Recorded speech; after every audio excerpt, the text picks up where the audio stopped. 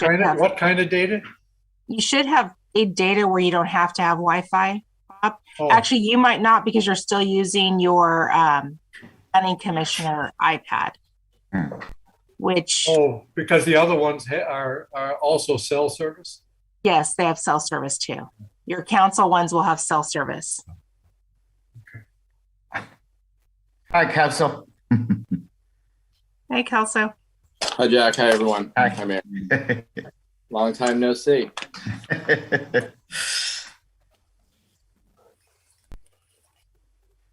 One more minute.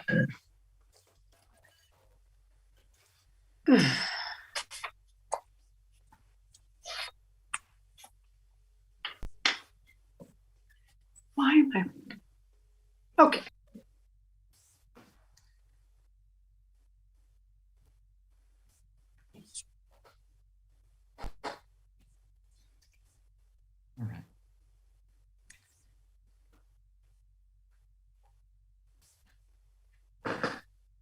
All right, Gary is here.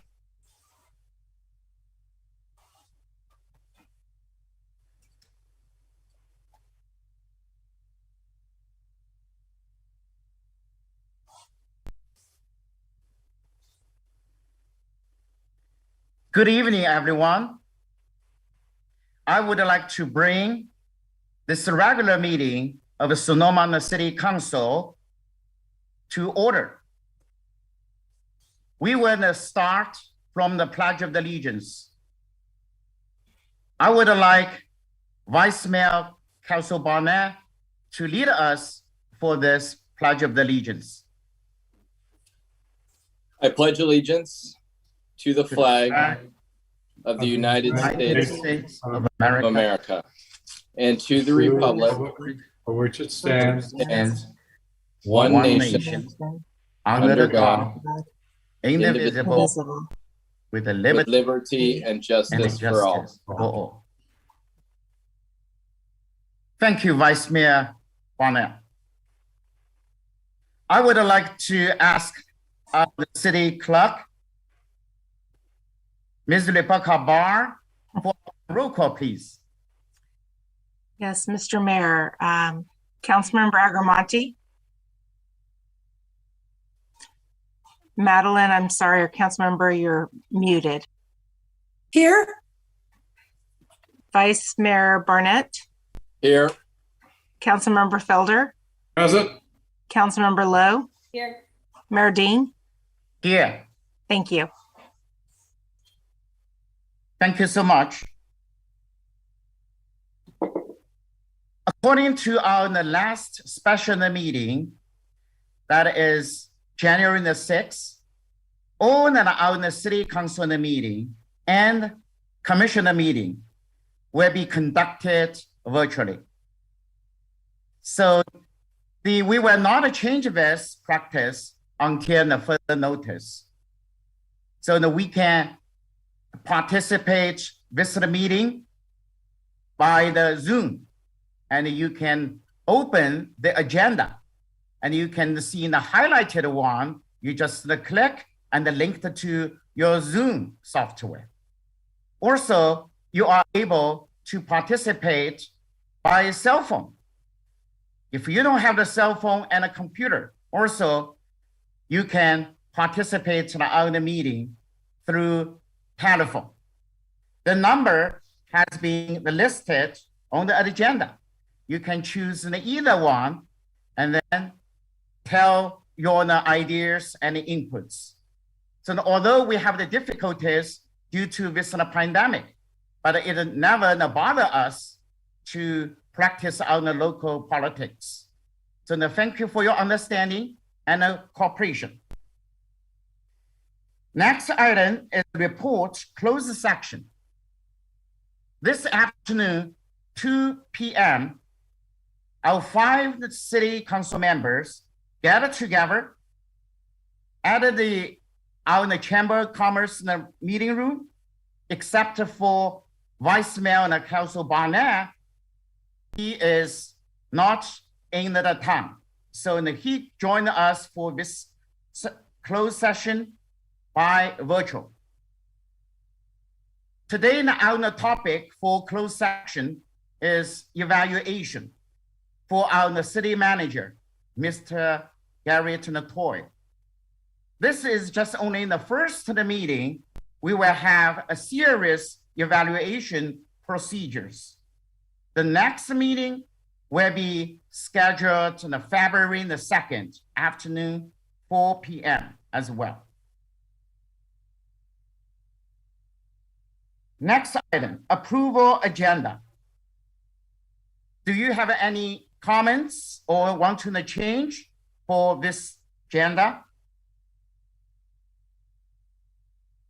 If none, if anybody want to make a motion, we approve today's agenda. I move. This is Madeline. Who's the second? Second. Thank you. Roll call, please. Councilmember Agrimonti, Aye. Vice Mayor Barnett, Aye. Councilmember Felder, Aye. Councilmember Lowe, Aye. Mayor Dean. Aye. Thank you. The motion carries unanimously. Thank you. Agenda number 1, that is the comments from the public. Right now, it's open to the public for any items not appearing on today's agenda. You can using a minute and 3 minutes or not less. Please start your public comment by spelling your name. Thank you so much. Mr. Mayor, the first person it looks like is Celeste Wenders. All right. Yes, hi, thank you. I am here representing Food for All, Comida para Todos. We are a Sonoma Valley organization that has been providing services to those impacted by COVID-19 since the beginning of the pandemic. And I'm coming to you today to share that we have had a massive and exponential surge of requests for stay-home boxes since the holidays. Our Stay Home Box program provides doorstep delivery of food and essential items, including electrolyte fluids, digital thermometers, and a specialized box of food to assist in recovery from COVID-19 that's provided to us at a reduced cost by La Favorita Market. And the rate of requests for the Stay Home Box program is continuing to grow. It is growing exponentially. This program is costing our organization between $500 and $800 a day to deliver these items. And this program provides actually an important public health service. It's not just about providing food. It's about keeping individuals and families who've been infected with COVID-19 isolated at home and preventing the further spread of COVID. We have been delivering all over the valley, including within the city limits. We are delivering to individuals. We are delivering to multifamily households. We are delivering to households with children who attend our schools. Entire households have been infected with the virus. Some households, some members have it and some members don't. And so we've been providing N95 masks to try to keep those with the virus isolated and those without the virus protected from contracting it. I'm coming to you because we need help. We need help from the city. We need help from the county. We need help from every organization and agency that can help us. We are all volunteers. We work full-time jobs on top of doing this volunteer work. We have incredibly dedicated volunteers who are working daily to get these boxes onto the doorsteps and keep people isolated to prevent the further spread of COVID. I'm hoping that the city council can help us. We are available to answer any questions that the council may have at any time. You can reach us anytime. We're happy to provide more information about our programs. The Stay Home Box program is just one program that we provide. We've also been doing rapid testing for vineyard workers right out in the agricultural fields. We have been doing rapid testing in our driveways. We've been rapid testing families who need to go back to work and they need a rapid test to show that they're now negative. We've been rapid testing families who need a rapid test so the children can return to school with a negative rapid test. These are folks who have not been able to obtain rapid tests anywhere else. And they're really struggling. They haven't been able to obtain N95 masks anywhere else. There's price gouging right now. So I just come to the council hoping that you can help us at some point, and I make myself available at any time to answer any questions you may have. Thank you. Thank you so much, Ms. Next, Winters, and thank we you have for your dedication. Sinjin. Next, we have Sinjin Bain. Mr. Bain, it's your turn. Good evening, Council. This is Sinjin. I live in Sonoma. I'm going to speak to you tonight about the procedural aspects of the Broadway restriping project and fill in some of the gaps identified by council members at last week's meetings. The issues I will address are important as council will continue to consider important traffic and safety projects moving forward. Back in July 2021, I sent an application to become a member of the Traffic and Safety Committee, also known as the TSC. On September 7th, I followed up with the Public Works Director, Colleen Ferguson, and Councilmember Jack Ding to reinforce my interest in being a member of the committee. My interest in being on the TSC was based on my belief that having residents and members of the public involved in the Traffic and Safety Committee is critical for community input and transparency. On August 2nd, when Colleen Ferguson presented her report to council, she was asked many questions about the steps she took.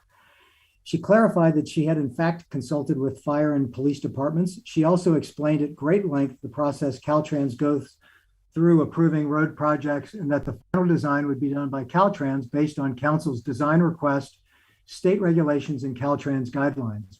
At Friday's special meeting, Frank Pendry confirmed and reconfirmed the accuracy of the statements made previously.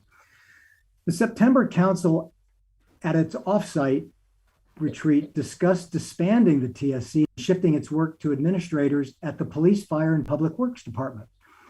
On October 25th, the Index Tribune reported that Colleen would be retiring at the end of the year. On November 4th, the Index Tribune reported that council had in fact, during closed session, voted to disband the TSC, formally giving responsibility to police, fire, engineering, and public works administrators. We should all take a minute and think about how the events I've shared relate to the special meetings last week. At several points during the special meetings, various council members shared concerns about not seeing Caltrans final drawings earlier in the process. Council member Barnett expressed outrage at the fact that the police and fire departments weren't consulted. There were also criticisms of staff for not making materials available to council and overseeing the process better. The facts are clear. The police and fire departments were more than consulted on the Broadway restriping plan. As of November 4th, the fire and police departments were 2 out of the departments responsible for being on top of this project, providing council with updates as to what information had been received, what additional materials would be available, when they'd come, material changes. The director of the third department was co-assigned the oversight role was preparing to retire, and her permanent replacement is still yet to be determined. I think it's important that council take a look at the decision they made with regard to eliminating the TSC and eliminating public involvement. Similarly, it's important for council to recognize that for those who were supposed to keep them up to speed about the plans, That's time, Mayor. failed to do so. Finally, it's important for those who attempted to lay blame on others, step up, apologize for the chaos and delays they created, and commit to not repeating their behavior. Thank you. Thank you so much, Mr. Bain. Next, we have Josette Bros Eicher. Hi, Ms. Eicher. Okay. Yeah, Josette Bros Eicher, 1110 Aloma Court. Good evening to the City Council. I am here representing the Sonoma Valley Cannabis Group.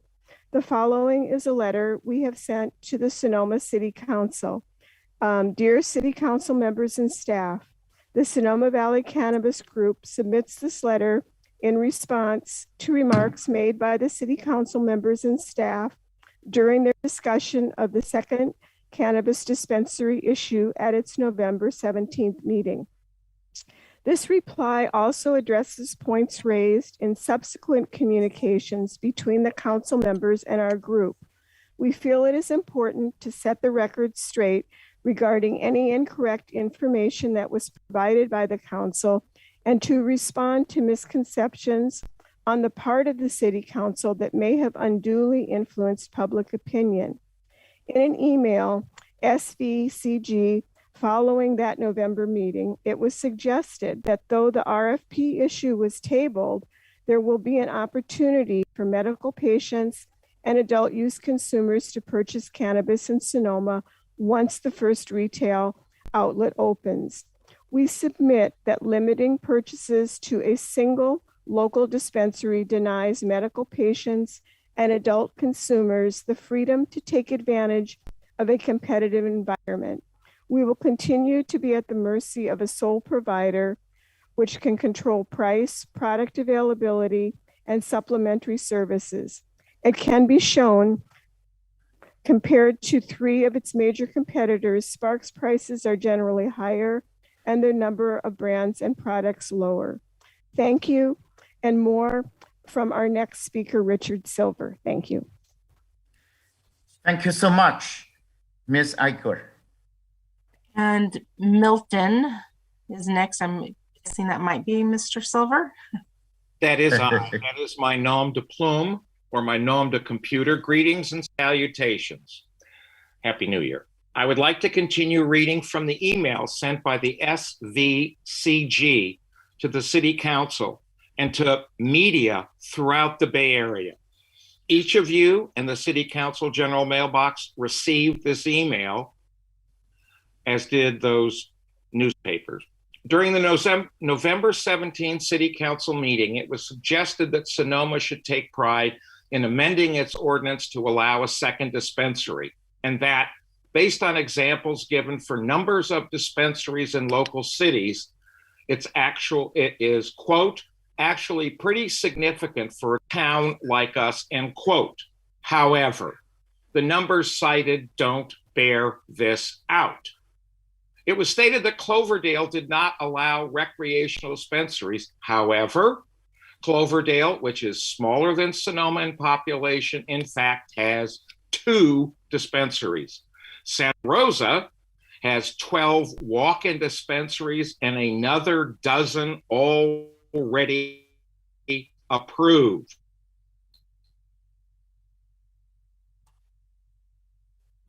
Recreational dispensaries. However, the Napa City Council was already preparing to approve adult use sales in all 5 of its dispensaries. Cotati was not mentioned. It is the smallest incorporated community in Sonoma County and has 1 dispensary. And though it too was not mentioned, Sebastopol, which is comparable in size to Sonoma, has 2 dispensaries. In this context, 5 of 9 Sonoma cities have dispensaries. And as a milestone, Sonoma's single dispensary becomes far less significant. In a subsequent communication between a city council member and SVCG, it was suggested that the vote to table the RFP may have been a disappointment to this organization. There are many. This is so. The city as it addresses other problems. We ask, what number constitutes many? It is as many as the number of citizens, 40, who sent postcards, which you all received. Did those from whom the council member heard send their concerns via emails? There are no emails expressing opposition to a second dispensary in the public correspondence folder. However, it does contain 11 emails in support. An additional 18 emails likely due to the same snafu in the city's mail system that delayed for 2 weeks our email, to which the council member recently responded.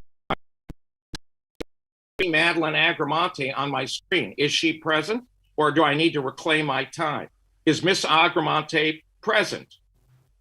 If she's Yes, off, Ms. Agrimonti is present. I want to see her on the screen. Otherwise, I'm going to reclaim my time. It is imperative that each of you be That's present. his time, Mr. Mayor. Miss In public. What? Your time is Rebecca? Yeah, one minute. Rebecca, is she no, present no in 1 this minute. room? Yes. I will give you 10 Then let me see her on the screen, please. I want to be able to look at each of you as any of us speak. And Jack, respectfully, I can Mr. reclaim my Silver? time when Do you someone like is us to not remove present. his ability to talk, Mr. Mayor? Mr. Silver, time is over. Thank you. Next. Next, we have Van Solkov. Hi, Mr. Soka, it's your turn. Hi, guys. Van Solkov, 144 West Spain Street, owner-operator, Happy Travelers Tour, and I'm continuing the email script that we're sharing with the council from the SVCG.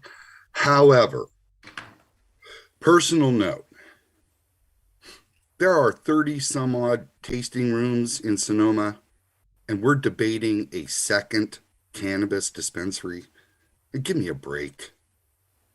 Good evening. I'd like to continue reading from the email sent by the SVCG to the City Council. In that same email from the council member, it was also stated that the quote question isn't if we'll have a second dispensary, but when, end quote.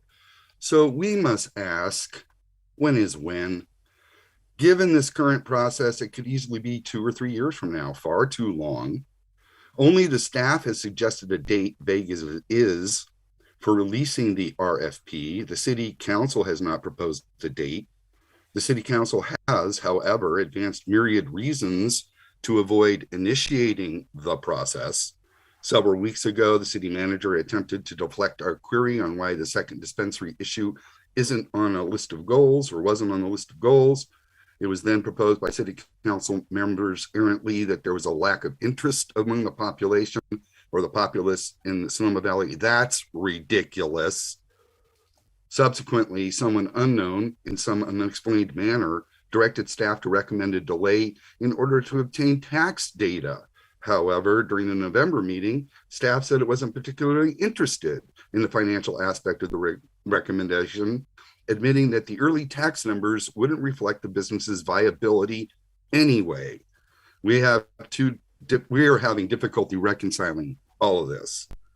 One council member brushed off the significance of the amount of tax revenue that could be gained. You kidding? I run tours. I take people from Sonoma to Santa Rosa all the time to buy cannabis at dispensaries. Santa Rosa's benefiting. Still, another claim that every other issue on the council's plate would, quote, come to a screeching halt if we have to go through the extensive RFP process. Give me a break. To the last point, SVCG is not convinced the Sonoma City Council is unable to manage more than one issue at a time. Come on. The council was faced with multiple issues during the last year, from Verizon Wireless and UGB to Housing and Development Code, all during COVID-19. And during that time, it also drove the first dispensary process from RFP to CCPB. When is it going to open? In the end, on November 17, the City Council decided to grant the sole permit holder a de facto moratorium that protects its monopoly of service, the legality of which is questionable. That's time, Mr. Mayor. Yield to my time, and our next speaker will conclude our comments, and that'll be Gil Latimer. And my blood pressure is amped because I have to even waste my time with this. Mr. Soker, time. The next speaker is actually Andrea Werlin. Hi, Warren, it's your turn.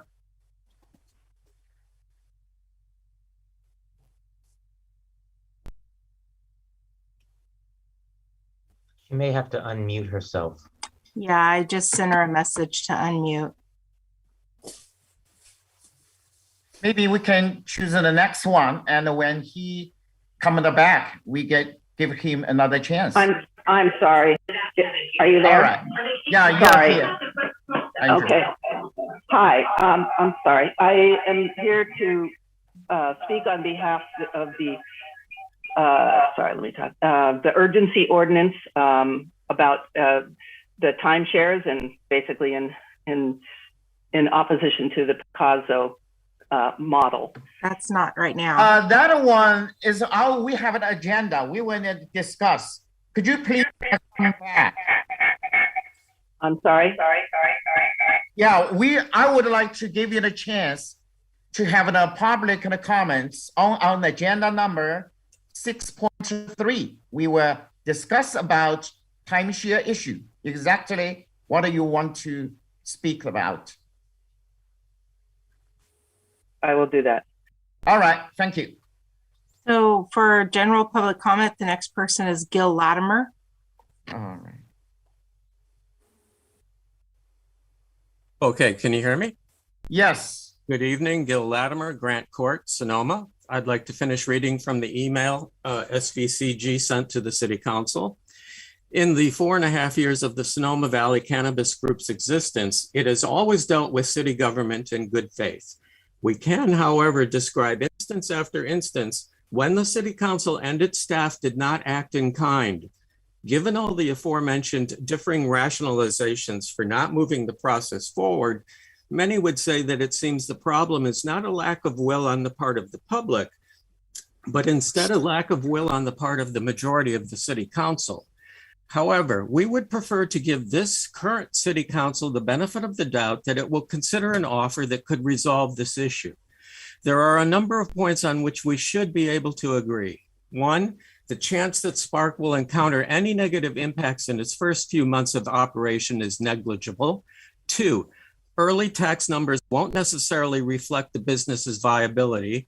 Three, that considering the agreement Spark has with the city, it will honor its community benefits commitments. And four, that a second dispensary will substantially increase tax revenue to the city.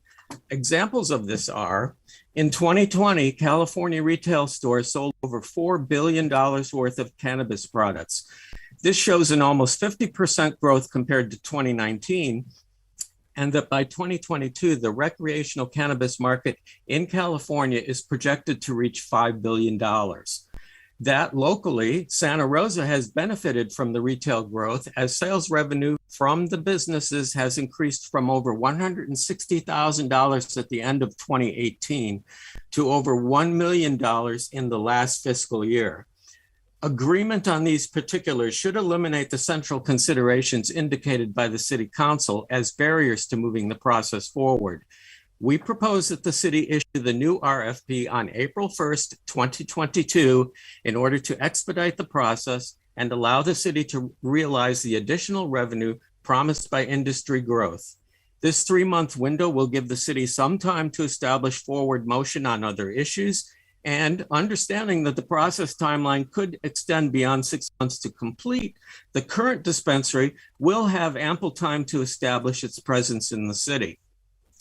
In conclusion, on behalf of its 200 members and the residents of the entire lower Sonoma Valley, the Sonoma Valley Cannabis Group asks the Sonoma City Council to begin the second dispensary process to ensure a fairer and more equitable environment for medical patients and consumers. And with that, I thank you.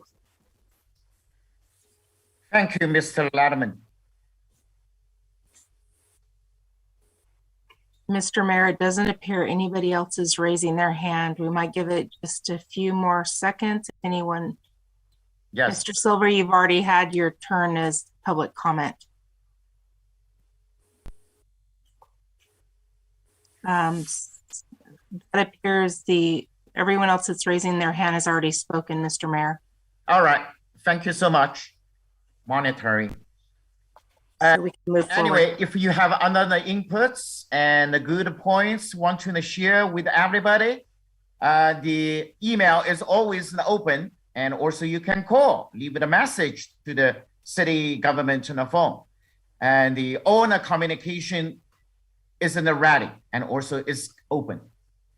Let's move to the next item. That is the agenda number 2, meeting dedications. Is anyone from our council members? No? All right, let's move to the item number 3, presentations. Today, we don't have any presentations. Item number 4, consent calendar.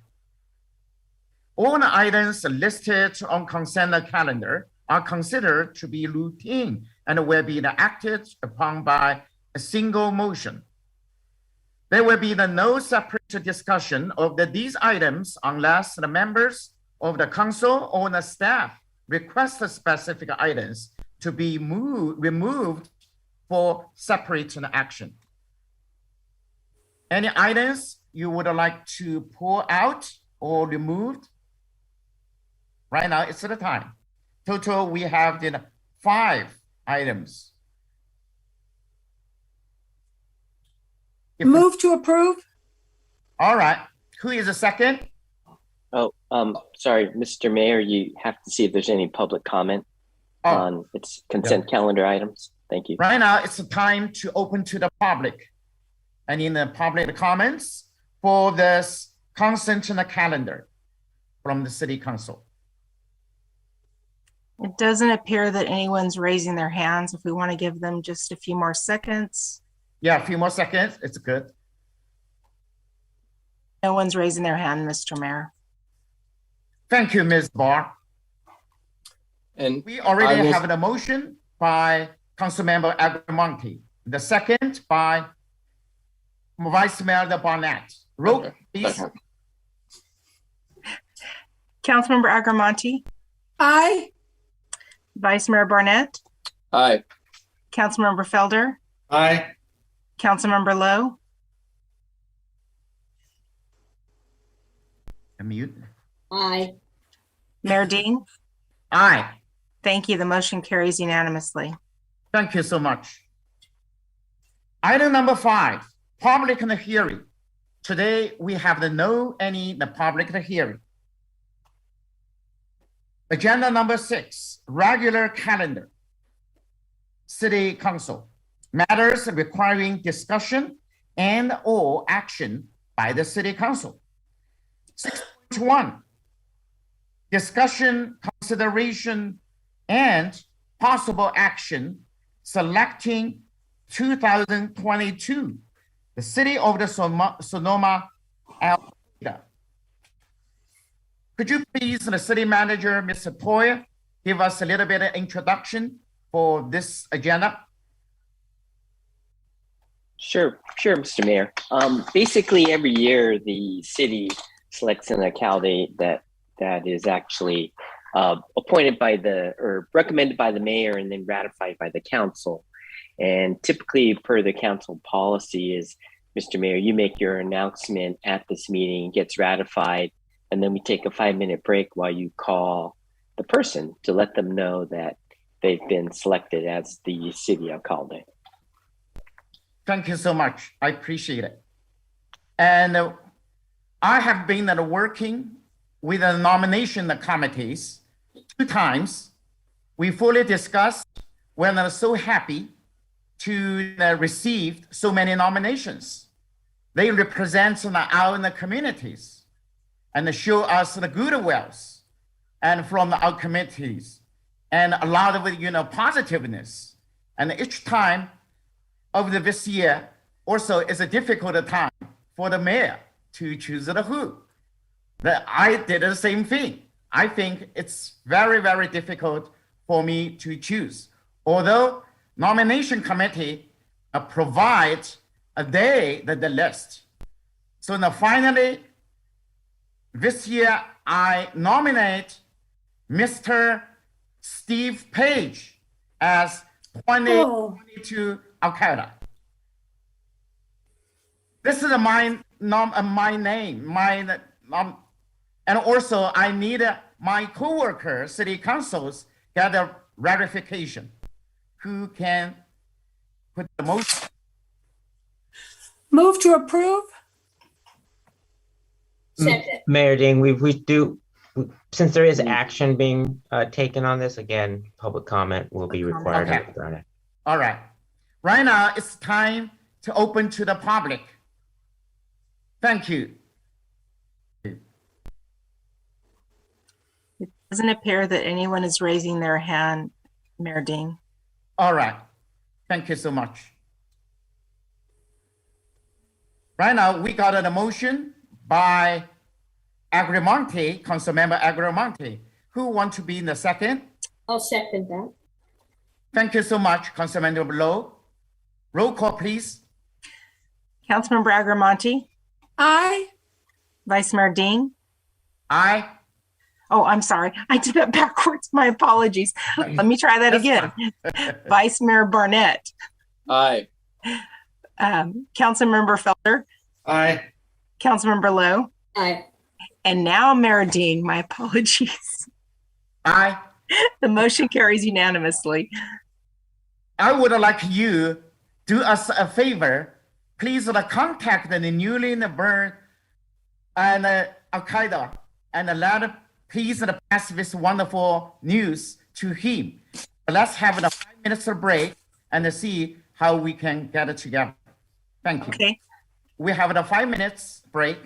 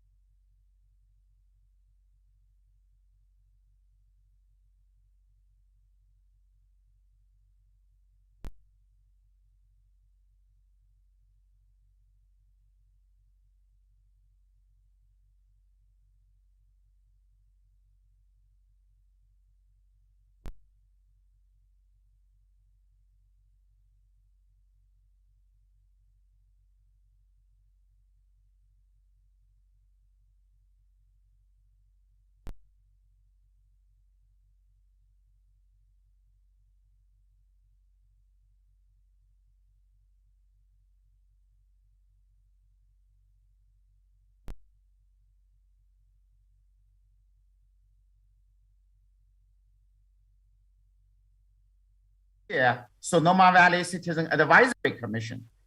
I was invited to have the site visit in the raceway, and Steve and drove the keys in the truck. And it's not a truck, it's the shadow bus for me and for my and the co-worker of other commissioners. Look around, and also she was driving on the tracks on the raceway. That is very interesting. Yeah. Second time I met him, I think that is 3 years ago, 2018, when I finished, and that is May 2018, when I finished in a meeting and in Washington D.C. in Capitol Hill for the tax reform, and I took an airline right away back to San Francisco.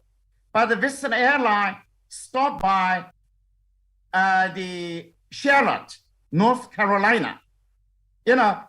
I was sitting over there, there was, Steve just approaching, and he just sitting in the front of me. I was thinking, what's this guy? I said, sounds like familiar.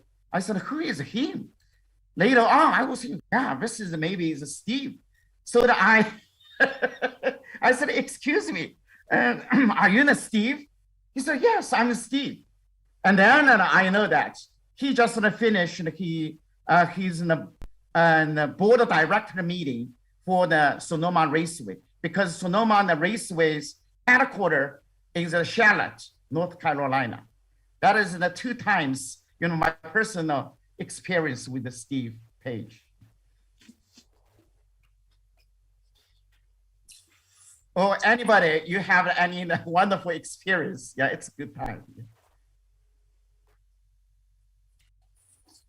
Mr. Mayor, is there going to be an opportunity for all of us to say something nice about Steve Page? I certainly would love to add on at a public event. My recollection is there's an event that is held to honor the alcalde.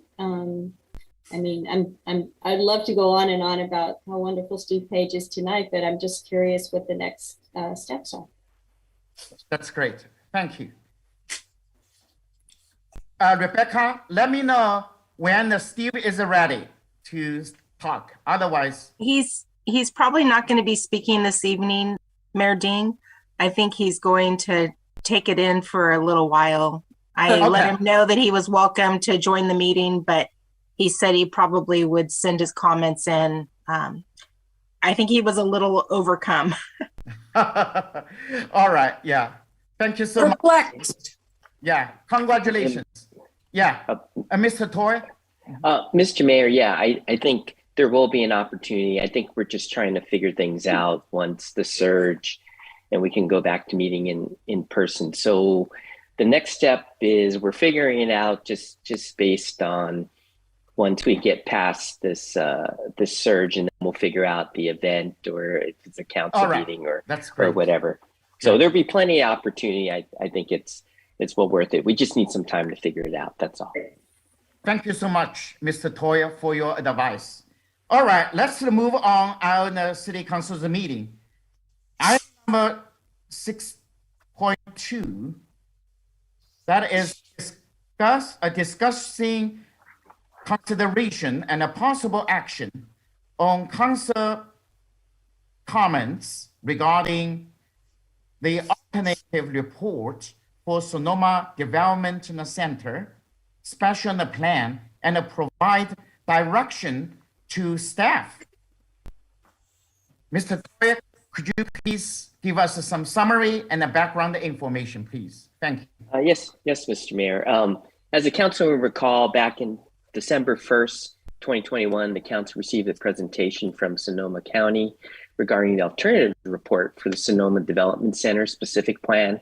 After receiving numerous public comment, the council requested that perhaps we schedule a specific workshop at the following meeting in December, which was December 15th, to allow a more focused discussion to receive feedback from the community and the council.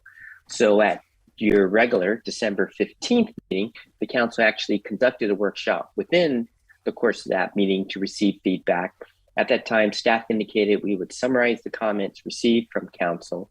We'll return to you at your January meeting, which is this evening, so the council would have an opportunity to review, edit, or modify the comments attached to the staff report.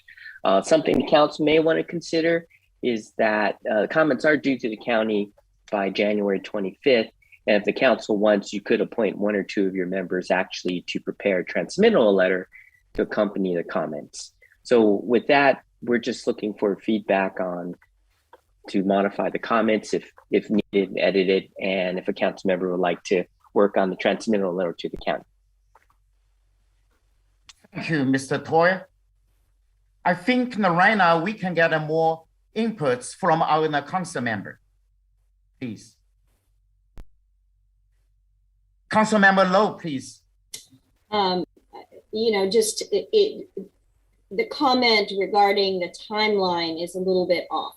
The Board of Supervisors actually meet on January 25th. And so that is not when it's due. I mean, just like our meetings, they have to publish things in advance. So I would suggest that, and you know, since I've been working on this, I would be more than happy after the council takes a look and make sure everything's in there or take things out or whatever, be willing to step up to draft a letter. Several other letters have gone into the county at this time. One of them was shared with all of us. I believe you all have seen it from the MAC. So this is in keeping with other organizations and what they are doing to advise the Board of Supervisors as to the priorities of the community, which we heard loud and clear and continue to hear in letters to the editor. And so I just wanted to clarify before you take public comment, before there's a motion, that this is time sensitive and this has to be done in order for them to receive it for their meeting on the 25th. Thank you. Thank you, Councilmember Lowe.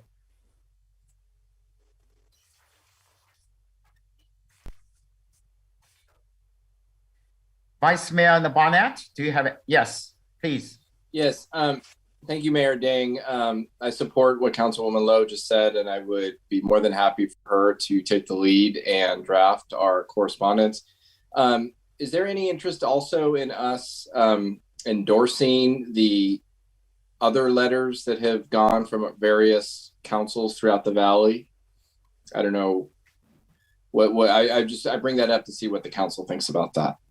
Like, for example, the what is it? The North Sonoma MAC was interested in getting our endorsement of their letter, et cetera. And I would also be open to doing that as well. Thank you, Vice Mayor Barnett.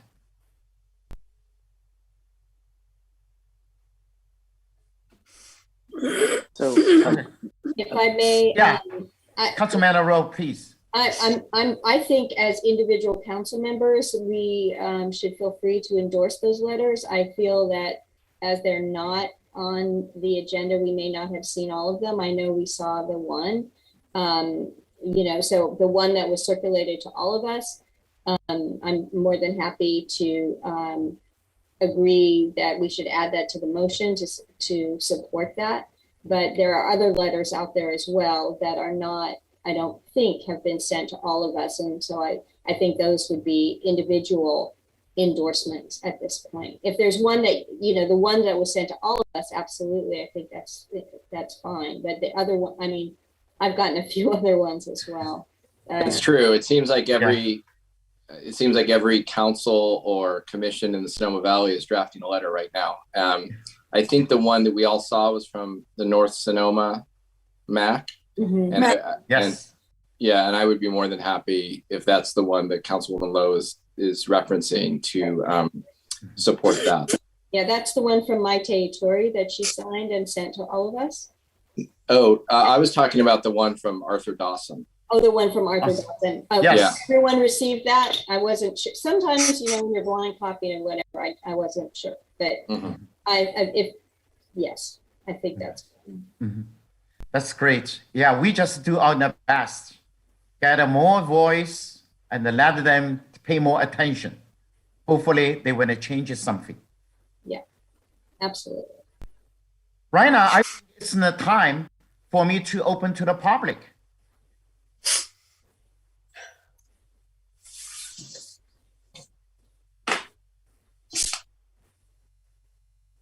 I don't see anyone raising their hand, Mayor Ding, at this point. You can give it just a few more seconds if you like. Yeah, maybe we can wait a few more seconds.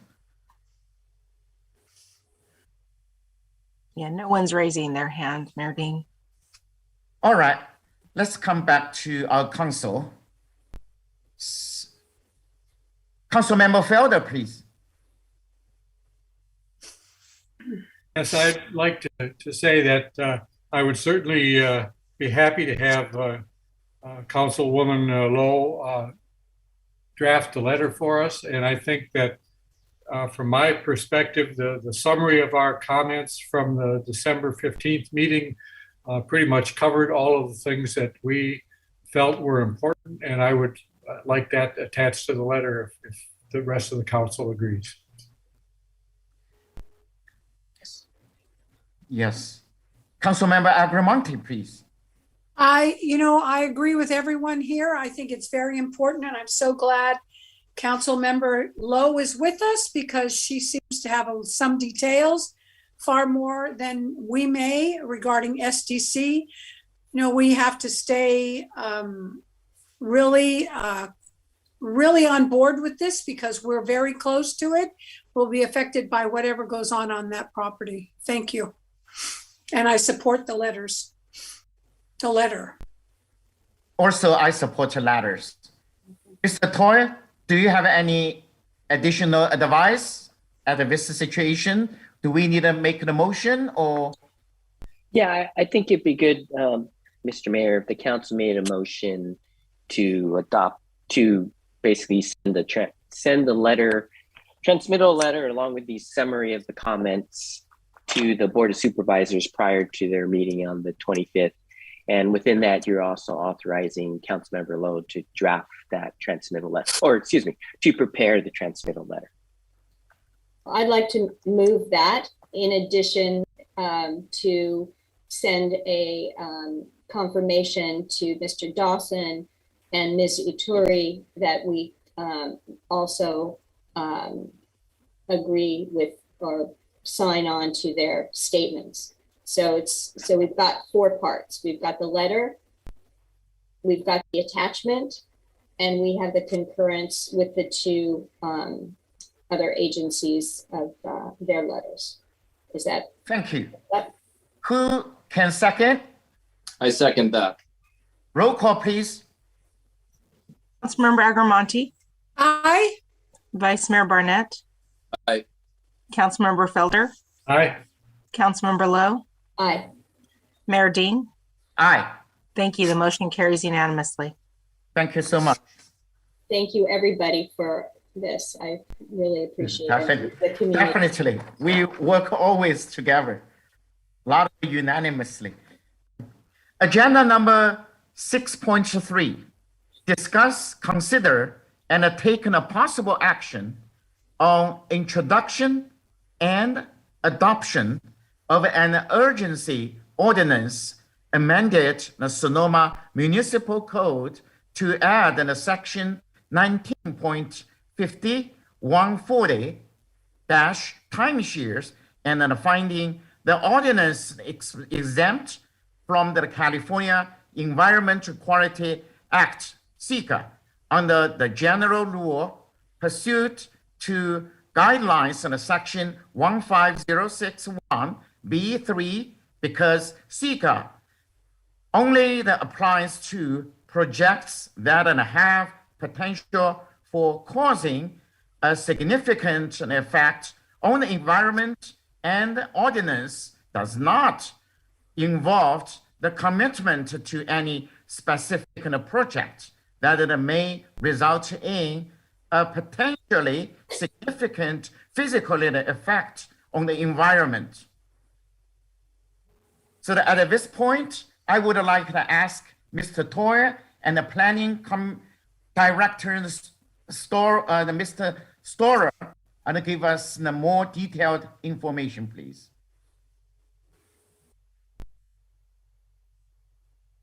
Thank you, Mr. Mayor, council members. I guess first thing I need to do is apologize for the length of that title of that staff report tonight and all of the CEQA language, mumbo jumbo. Anyway, at your council's direction, staff prepared a draft urgency ordinance to regulate timeshares, and we were able to present that last Thursday, the 13th, to the Planning Commission. At the time that we presented that to the commission, we'd already prepared the staff report that you have for this agenda.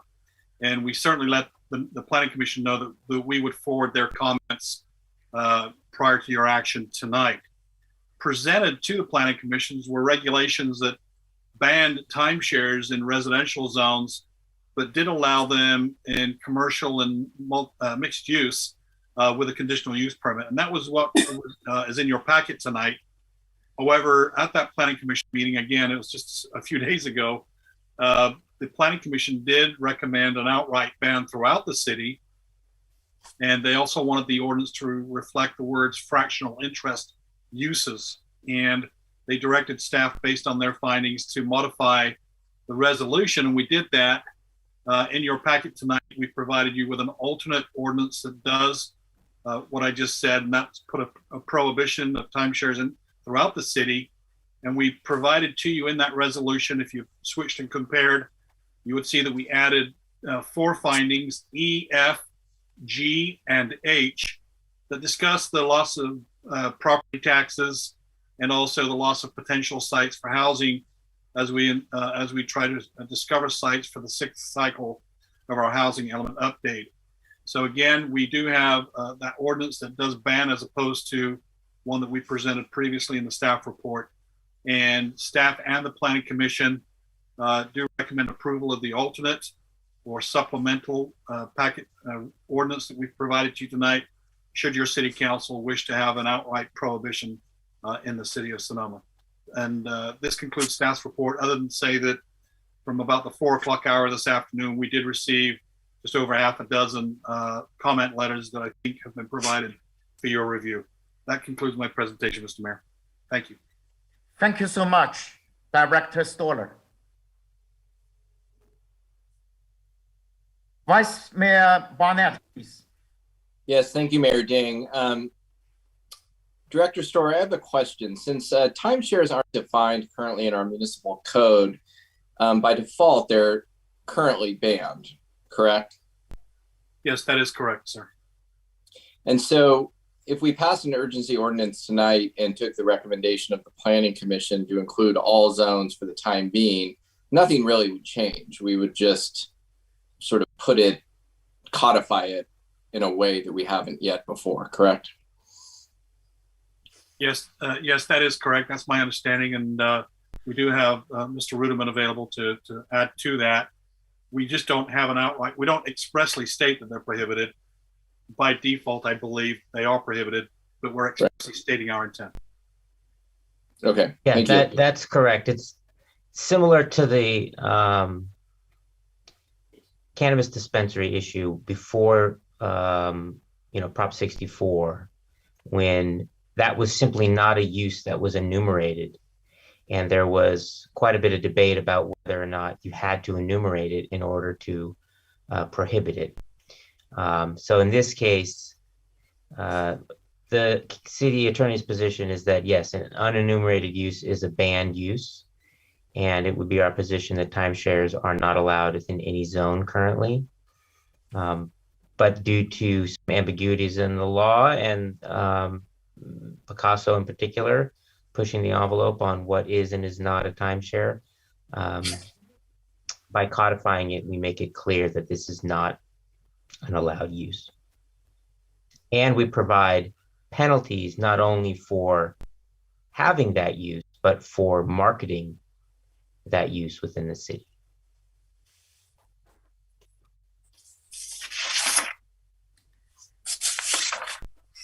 Thank you, Mr. Ludeman.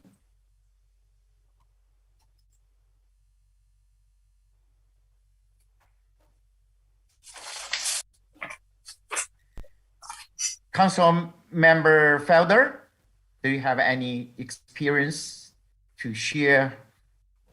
Well, I'll wait for comments. I don't have any questions, and when we get to comments after the public input, I will certainly share my thoughts. Wonderful. Thank you.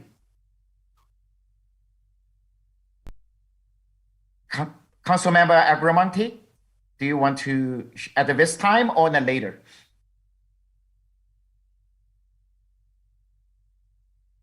Unmute, please.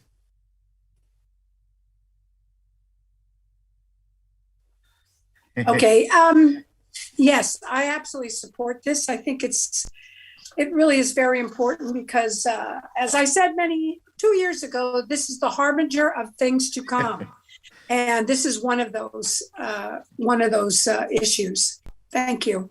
Thank you. All right. Looks like right now we are ready to open to the public. The public comments, please. First individual is Patricia Smith. Hi, Ms. Smith. Hi there. Thank you so much. I want to thank the Planning Commission, the legal team, staff, and council for putting this important request on the agenda tonight. It just really heartens me, the work that we've been doing with Stop Picasso Now, and some of you we've spoken to, and to see this actually coming to fruition or the possibility is wonderful. So for those of us in the thick of the Picasso battle on our cul-de-sac on Old Winery Court, we're just outside the city limits, but what you do tonight is really going to help impact, I'm sure, other cities in the county. So just yesterday, Napa Chamber chose Picasso as Business of the Week.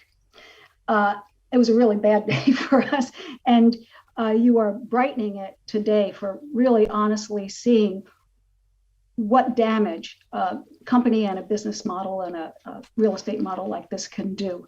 I'm across the street from Ground Zero. Some of you have been there and seen it. They paid over $4 million for that house that at the time was valued at 2.7. It's now valued at 2.8. For those on this meeting, they may ask, why would they ever do that? But by overpaying, they can then charge more money per eighth share, and they can reap 12% fees based on those shares. So all of it has not worked so well for Picasso on our street because we took immediate action, and honestly, to fend off the buyers, we've literally trashed our cul-de-sac with signs and banners. It's not a way we want to live, but everyone on our street is in agreement that we will continue this as long as we need to. To me, it still boggles my mind that investors and potential buyers think this is a good business model. It really is. Potential lawsuits and fallout are just looming. So anyway, for those 44 days per year across the street from us, $606,000 plus $18,000 per year. Plus, just recently, they had water damage, mold remediation, pest, and for weeks had service trucks there. So that means you also get to pay 1/8 share of all of those repairs because it's all passed through to the shareholders. So go ahead and try to calendar your 44 days a year with the other 7 shareholders. I mean, it really, the model just, somebody on our cul-de-sac said it's worse than a timeshare. A lot of ways it is. Because if there's all that water damage and you can't use the property, where do you get to go for your vacation? Anyway, in conclusion, I thank you. Really heartfelt, the idea of not being able to market in the city as well. Thank you. Truly appreciate it. Thank you so much, Mrs. Smith. Next, we have Andrea Werlin. Thank you. Sorry about trying to get in earlier. I am, of course, in support of this urgency ordinance. I do have a question. I don't know if it can be answered, but I understand this applies to timeshare shares. Is there actual language in this that specifies that can apply to fractional ownership, or is that something that would have to be determined later? I don't know if there's an answer, but I am, for all the reasons that Patricia Smith just enumerated, we are absolutely opposed to allowing this kind of business model in our neighborhoods anywhere in Sonoma. Thank you. Thank you, Ms. Whelan. Next, we have Nancy. Hi, Nancy, it's your turn. Looks like we're still trying to bring her in, Mr. Mayor. All right. There she is. Unmute. Okay. Hello. Hi. I'm Carl Sherrill. I'm Nancy's husband. All right, yeah. She Same would person. like me to read the statement that she actually wrote because she accidentally printed it in such a small font that she can't read it. That's fun. So let me read Nancy's statement, and I certainly agree with everything she has to say. We applaud the Sonoma City Council for taking action to prohibit fractionalized ownership and to support the urgency ordinance being proposed for your consideration this evening. We live on Old Winery Court, like Patricia Smith, and are just outside the city limits, but are within the vacation rental overlay, preventing transient occupancy in residential areas. Picasso purchased a home on our quiet cul-de-sac last May, and until very recently, the company has been actively attempting to sell shares to 8 parties who are permitted to stay 44 days a year in increments of 2 to 14 days. Owners are also allowed to gift their shares to whomever they please. Despite denial from this vulture capitalist company, this is a timeshare in sheep's clothing. This very issue is being contested in federal court based on action by the city against the city of St. Helena. There is no need to wait until Picasso's lawsuit is settled for our city and county to take proactive measures to stop them before it is too late. Commercializing our neighborhoods will further exacerbate our housing crisis for local citizens and will attract parties with no investment in our community.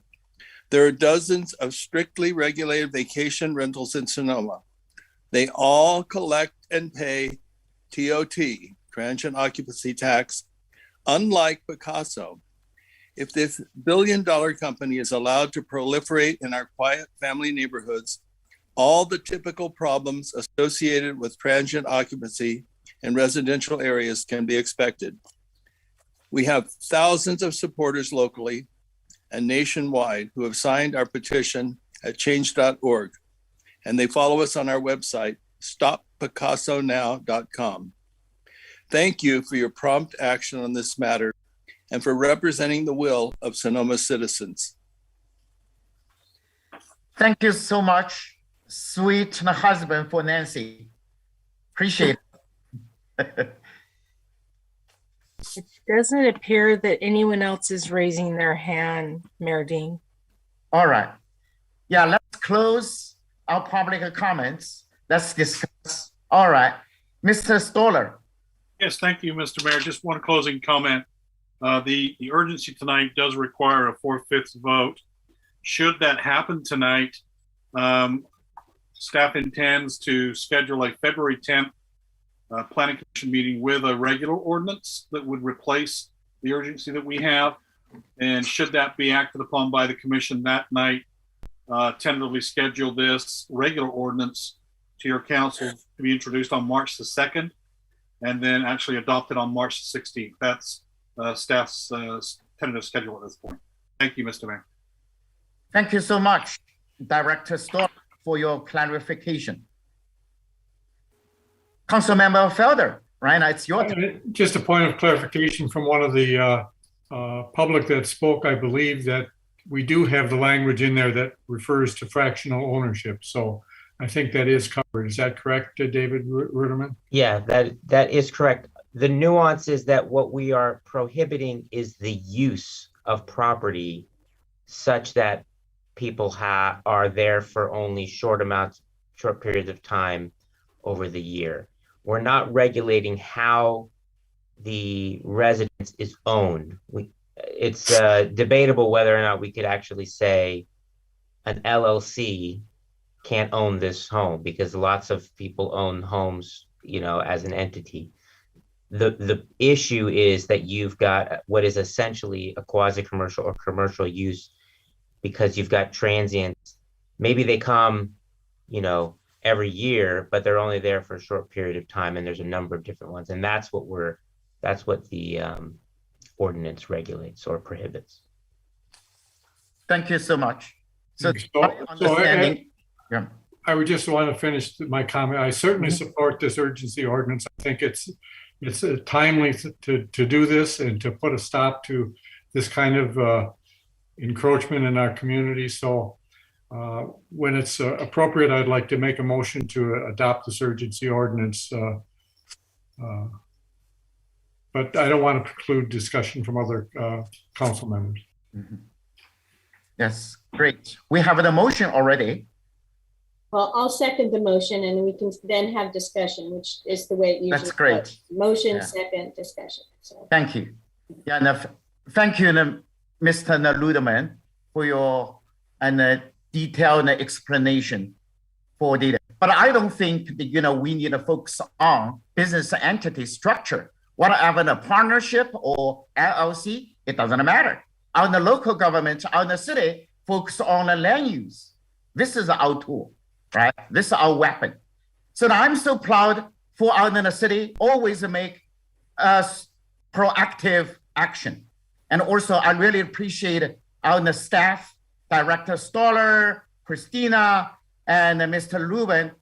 Ludeman, and also all council members, all the commissioners during past couple of the month. Yeah, they working very hard. So that represents our community. And also, I want to say that, being in our city, the residents is number one. We need the income. We need using the money to hire the police, and the fire chief and protect us. If you don't provide anything, why we let you do anything for us? We are very smart. We are not sophisticated. And also, the community is number one. I want to see really out in the community and the parents and the kids and the school. Also, I want to see increase out in the school, elementary school, middle school, and the high schools enrollment and the rates is going up. So that is our priority. And thank you. Any other comments? Yeah, Councilmember Lowe, please. Thank you, Mayor Ding, and thank you to this staff and the committees that have put this together. It's excellent. But I also want to give a big shout out to the residents in Old Wine Report who really have done an amazing job of showing just how people in action working together can make change for their community. And I want to applaud their effort. I have gone out there and seen what they've done. And I hope that our ordinance will serve as a model for other cities that are struggling as we are to provide housing for our residents that and stopping things that artificially inflate the housing cost and don't provide ongoing housing for our residents and for our workers, which is and our families, which is so important to us. So thank you all, and big shout out to our friends that are at the moment not in the city limits, but who knows. Thank you. Mr. Mayor, if I can just make a quick comment before Council, yes, definitely. For Vice Mayor Barnett. Muted. I'm muted. Please. Sorry, thank you, Mr. Mayor. Just a quick comment, and that would be a point of clarification to the motion maker and second, that this would be to adopt the outright prohibition. That would be the alternate ordinance that we provided from the Planning Commission. Thank you. Vice Mayor Barnett. Councilman, yeah, well, I was just going to ask, I assume Councilman Felder and Councilwoman Lowe have made a motion, seconded a motion that makes the Planning Commission recommendation, the full.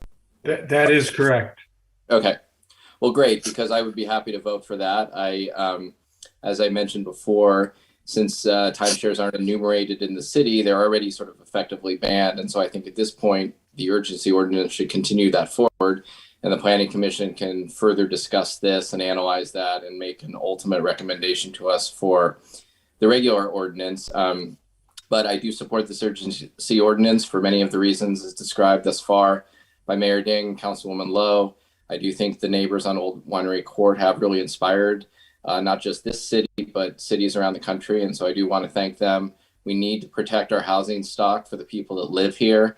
And to points already made, we welcome visitors. We love having visitors here, but we would love them to stay in our wonderful hotels for a variety of reasons, not only for the jobs that they create, but the TOT that comes back to the city. And so for those reasons, I support this urgency ordinance. Thank you. Any more? Councilmember Lowe, do you want to add something? All right. So in this way, looks like we are ready for the roll call. Mr. Mayor. Mr. Toy.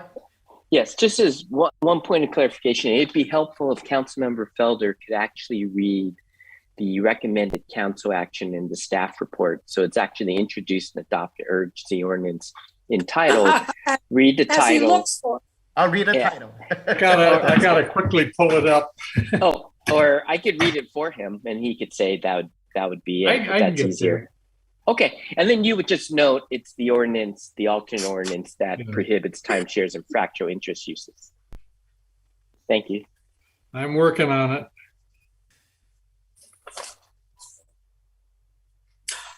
Technology. Here we go.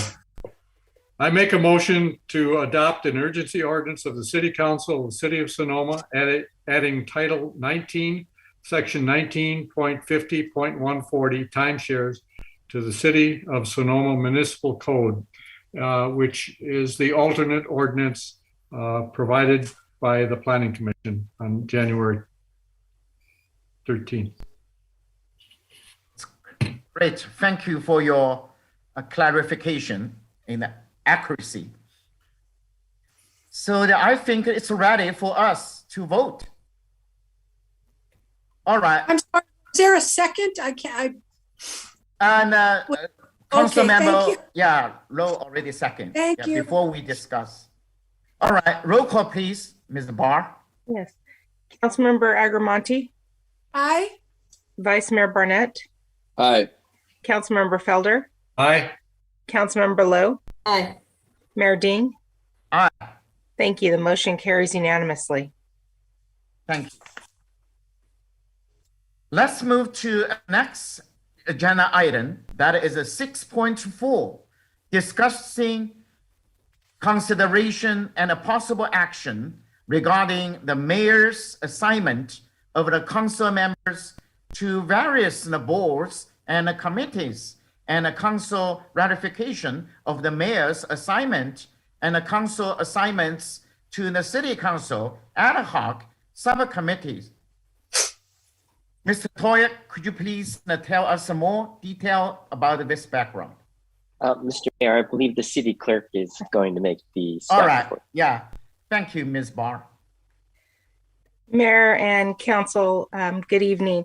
So tonight we're going to be considering the annual appointment for the different commissions and committees that the council, the boards and committees that the council sits on for other agencies throughout the valley and regionally, as well as locally.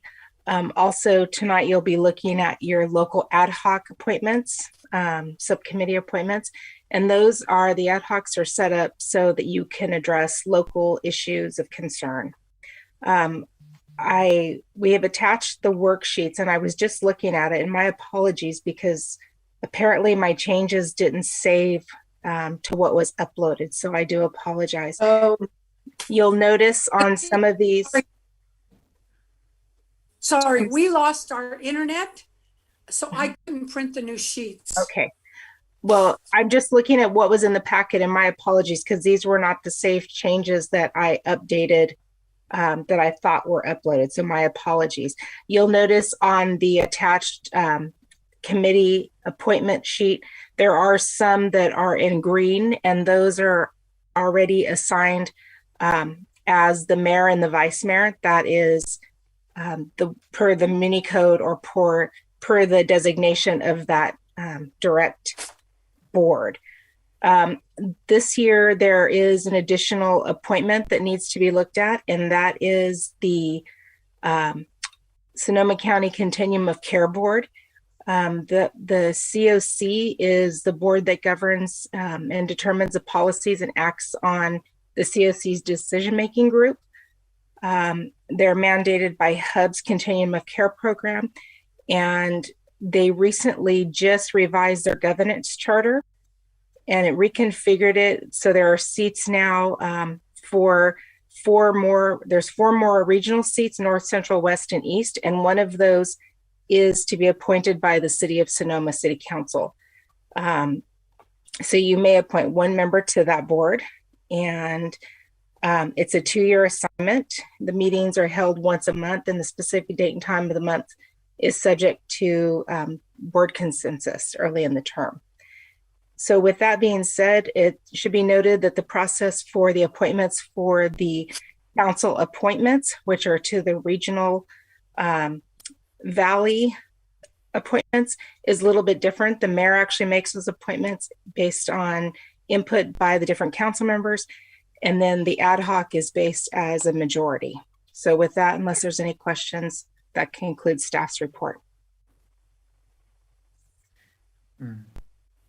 Sonoma Tourism Improvement District is also held by the mayor. Yes. I don't think, okay, thanks. That was it. Okay. I just want to make sure everybody knows that. Yes, it's the mayor and the city manager is the alternate typically. All right, that's good. I can take.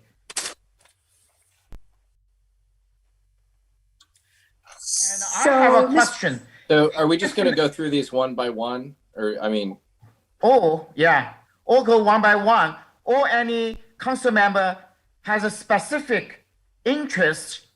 And right now, I think it's the time. Otherwise, maybe we will miss anything. For example, council member Agrimonti is interested of COC. I think that is a very, very Agrimonti. All right. I think for us, this is such a wonderful opportunity, you know, us that are dealing with homelessness. And I know that Vice Mayor Barnett and I, sometimes we disagree, but gosh darn it, we shook hands on safe parking, Kelso. So I'm really excited about that because I was sort of stuck in a place and you gave me the entree to be able to say, you know what, doggone it, I agree with you. So that I thought I'd mention. But I just wanted to let you know I've been attending meetings on homelessness, whether they're county, special ad hoc committees since 2017. And that means I've attended 2017, 2018, 2019, 2020, 2021, 100 meetings. Also, I've attended Continuum of Care meetings for 10 meetings, and that was in 2021. For me, I think this is such an important place to be because now we will have a seat at the table, which I think is very exciting for us, especially the Valley, unincorporated area, our city. And I think for me, it's very exciting even to be considered. So I thank you. Yes. Do you have any specific another position you are interested? For example, in the St. Lowe, you are new. You have the more chance to tell what is your strong points, what is your interest. Right now, we can work together. I know you have the lots of the experience in the local and the school related and the history, everything. Yeah. That is well, I'm very open to wherever you think I could be of service, Mayor Ding. However, the only one that jumps out at me that I'd like to serve on is the transportation, the Sonoma County Transportation Authority. That is, and it specifically has to do with the Sonoma Developmental Center and some of the Okay. access and egress that comes along with that. So that one is the only one that jumps out at me. And then I'm happy to just go through the list and see where it is. You feel I could be of And service. Mr. Mayor, I'm very Yes. happy to drop off that committee. Yeah, either it's a lot No good. stressful, but They're it's wonderful good. So people. They have helped us in the city of Sonoma yeah, a great amount of time. yeah. But I'm ready. I yield to you, Council Member Lowe. That's so wonderful. Yeah. So we got in that is a really good match. Really good match. Use different interests and strong points. We work together. The Council Member Felder, do you have any additional? Because I would be happy to stay on all of the different committees that I have current appointments to. Mhm. Yeah. But I wish we can go through the list and make sure if Sure. we have to make adjustments. We do good first, if any in the specific. Okay. Vice Mayor and Barnett, do you have any specific, position you are interested? I'm interested in a few, none Okay. that have been discussed thus far. I'm happy to keep on doing the legislative committee at the county level, but more interested in some of the local city ones. So it's up to you, Mr. Mayor, but if you want to go one by one, perhaps. Yes. Yeah. First of all, we do any in the special interest, and then later. Right now, we started one by one. Yeah. So Finance Committee, I'm willing to come off alternate. If somebody loves this. I would love to be the alternate on that, and I would love our mayor to continue on if he's willing to do that. I would. Thank you. Yeah. Thank you. I would be financial. Okay. No problem. Your wheelhouse. Yeah. Definitely. I can't count. I can't be on that committee. I did the best. But you always do the strong voice, advocate, and finding the grants. We work together. I appreciate it. I we work do together. work well together. Yeah. Mhm. All right. So the next one, Rebecca. Next one is the Climate Action Council and the CSCC Subcommittee. Currently, it is Bob and Madeline. I'm sorry, Councilmember Felder and Councilmember Agrimonti. Okay. And I think I would like to switch that to, both of us have actually been serving on that committee, but I would like Madeline to be the Councilwoman, Agrimonti to be the representative, because she has been chairing that committee and I think she's been doing a wonderful job, and I would be happy to serve as her alternate and co-member of the council. Thank you. That's great. Yeah. Yeah, I agree. Yeah, that's wonderful. So we just switched names on that one. Okay. That's good.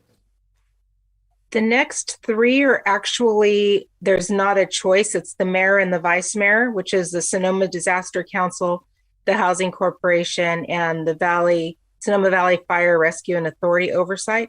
Those are all the mayor and the vice mayor automatically per their individual charter or per our municipal code. The next one is the Sonoma. Going back, I think there's a typo there, Rebecca. No, that's what I was saying. There's several, the changes that I made, Bob or Councilmember Felder didn't save to the document. Okay, so you'll pick that up. Yes. Okay. The next one, the Sonoma Tourism Improvement District, is the mayor and the city manager is the alternate for that. Then the next one is for considerations, the Sonoma Valley Library Advisory Committee. That is, I believe, the Agrimonti, Councilmember Agrimonti, okay. Yes, I enjoy that committee. That's great. And I'm comfortable as alternate. Oh, wonderful. Okay, so we'll keep that as it is. Sorry, I'm taking some notes here. And then number 8 is the Sonoma Valley Groundwater Sustainability Agency, and I believe it's Mayor Ding and Vice Mayor Barnett at this time. Yeah, I still want to know groundwater, because right now I was the rate and the fees liaison for that one. I need to continue my job with the groundwater. I'm happy to give up the alternate to, for example, I don't know if Councilwoman Lowe is interested, or anyone else. I'm happy to also stay on, but I know that we did a lot of this before Councilwoman Lowe joined us. So just if any of this is interesting to you, Councilwoman Lowe. I'll say so. Okay, good. All right. Yeah, I'm happy to have you continue. If at some point you feel that's too much, I'm happy to step in. Yeah. Okay, happy to do it. All right. Okay. Thank you, Councilmember Lowe and Vice Mayor Barnett. You are really, mutual respect. Yeah, I appreciate it. Yeah. So going. the next one, number 9, is Sonoma Clean Power Authority. And it looks like it is Councilmember Felder with Mayor Ding as the alternate. And I'm certainly willing to stay out in that representative position. Also, anybody want to, take this, my position, also, I'm not happy. Well, in that, I think you have a lot of responsibility, Mayor Ding. I'm happy to become the alternate. Yes, I want to be, power. I want to either alternative, or I will just not in this group. Yeah, I'm happy to be the alternate. Okay, for council person Lowe's information, they are currently just meeting Zoom. Their meetings take place in Santa Rosa, but in the Zoom environment, it's a little easier. But and they only require one of us to be on that board. So that's fine. I will let you know if there's conflict comes up and that you have to step in on a given meeting. Sure. They typically meeting on the first Thursday of a month at like 9 to 11 or so. Great. That's great. And the next one is the Sonoma County Continuum of Care. And I think if I heard right, Councilmember Agrimonti is going to be the representative. Mm-hmm. Is that correct? Yes. I mean, that's what I understand. We still have to vote, I think. And when it's all finished, I think. Yeah. I promise I will not embarrass the family on that board. That's when I worked for Senator Cranston. They'd always say, there is a sign over the door, do not embarrass the family. So is there an alternate to that committee? I don't believe so. I haven't heard of one yet. Well, I mean, I assume there would be an alternate, just like No, any there other. is. I didn't know if anybody had actually said that they. Oh. I'll be happy to be the alternate if that's helpful. Okay, so moving forward, the Sonoma County Health Action Council. And I know this one has been a question in the past, and there's been no appointment by the council other than the city manager as needed. They have once again reached out to us asking us to make an appointment. So maybe looks like the city manager, Toy, has something to add to that on that one. Oh, yeah.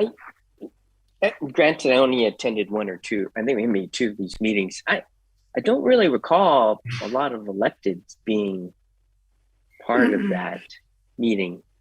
That's what I recall.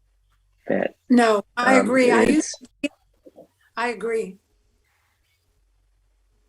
So do you want to keep it as is with no one from the elected group with the city manager representing the city on that one? Okay.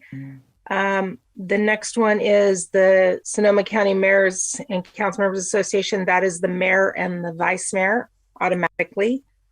The legislative committee for the Sonoma County Mayors and Council Members.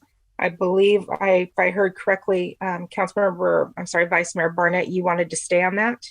Yeah, I'm happy to keep doing that. Okay. Who would the alternate? And now it's Mayor Ding. Yeah. I'm happy to be the alternate mayor. Yeah. As I said, you've got a lot more committees to Yeah, I'm happy to be replaced by Senator Lowe. Yeah, that's great. Okay. And then next we have the Sonoma County Transportation Authority and Regional Climate Protection Authority. I think Councilmember Lowe, you said you would like to be the representative? Yes, please. And then alternate? Right now, alternative is Council Barnett. Do we want to keep it that way? I'm happy to keep doing it. If anyone else would like to do it, I'm also more than willing to turn it over. So. Right. Okay. So the next one then is number 15, the Zero Waste Sonoma. And currently it is Councilmember Agrimonti, and the alternate is the city manager or the public works director. Right. And I'd still like to stay on because I vow before I die, we're going to have a recycling center. We were approved for $100,000 to have something, but it still hasn't happened. No store will take it. So alternate, do you want to keep that as the city manager or the public works director?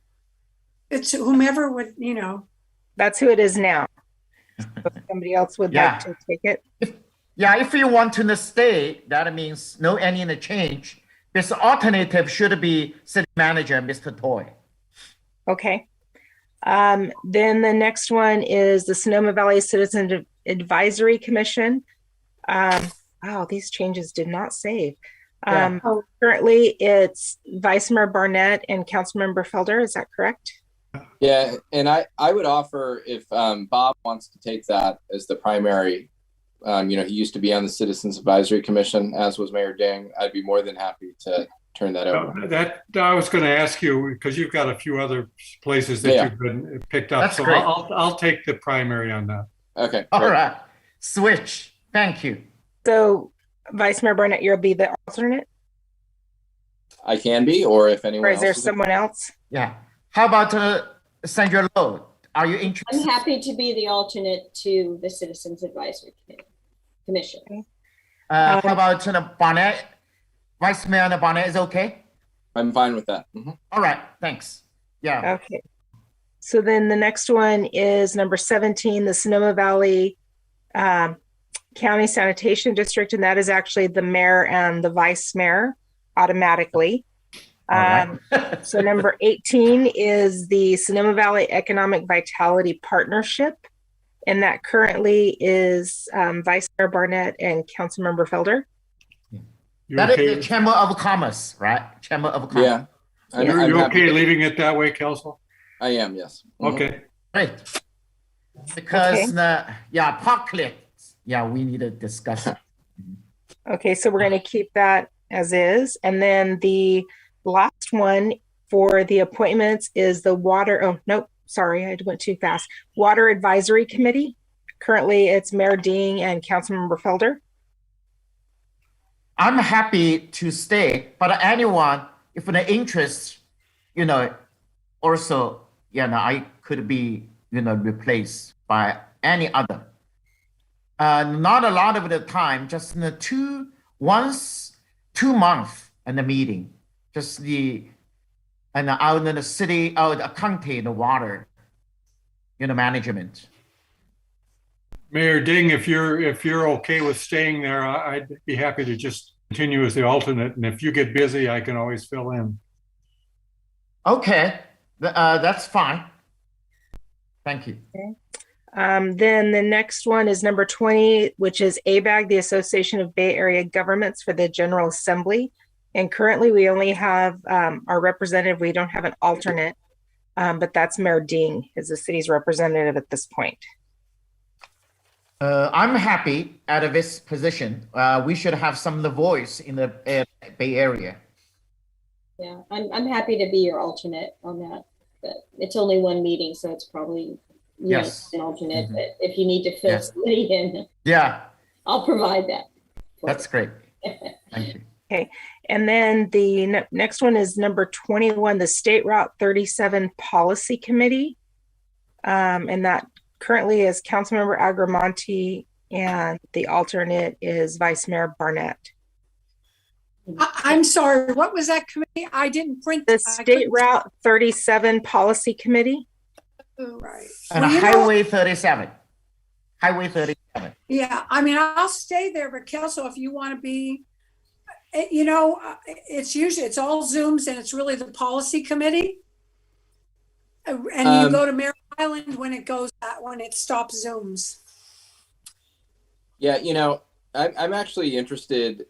This is such a, it's a combination of different counties and with our partners in the state. I'm wondering if perhaps Councilwoman Lowe would be interested in that. I'm interested in it. I've spent probably more hours on Highway 7 than I did to tell you about. And you know, I'll try to refrain from what I usually say when I'm on that auspicious.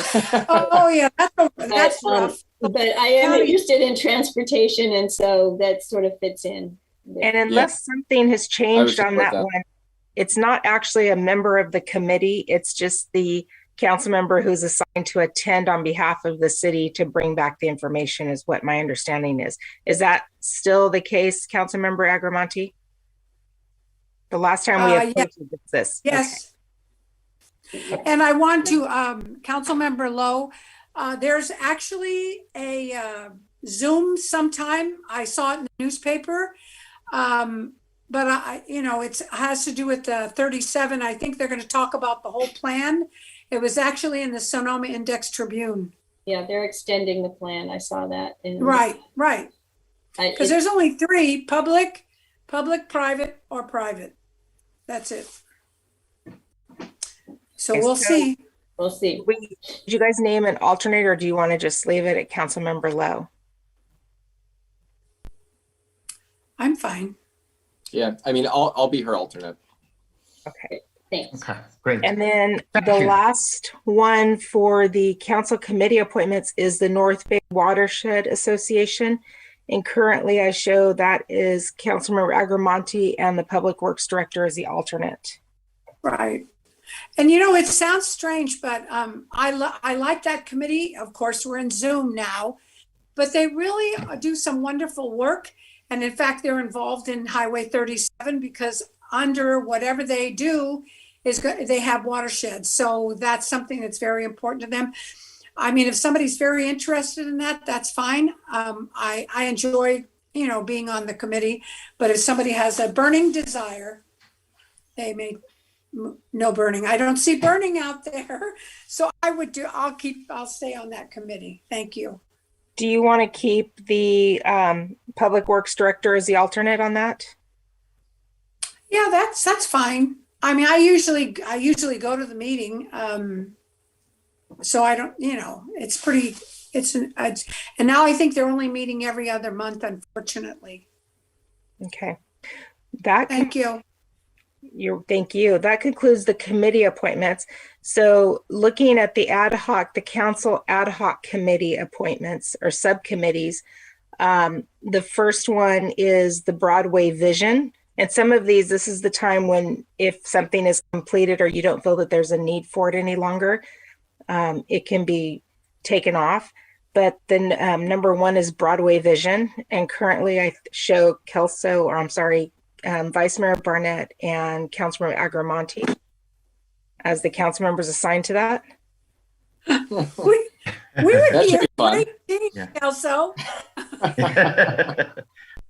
That's good. Those should be lively meetings. That's right. I mean, you know what? The decision has been made, and I am one who honors the decision.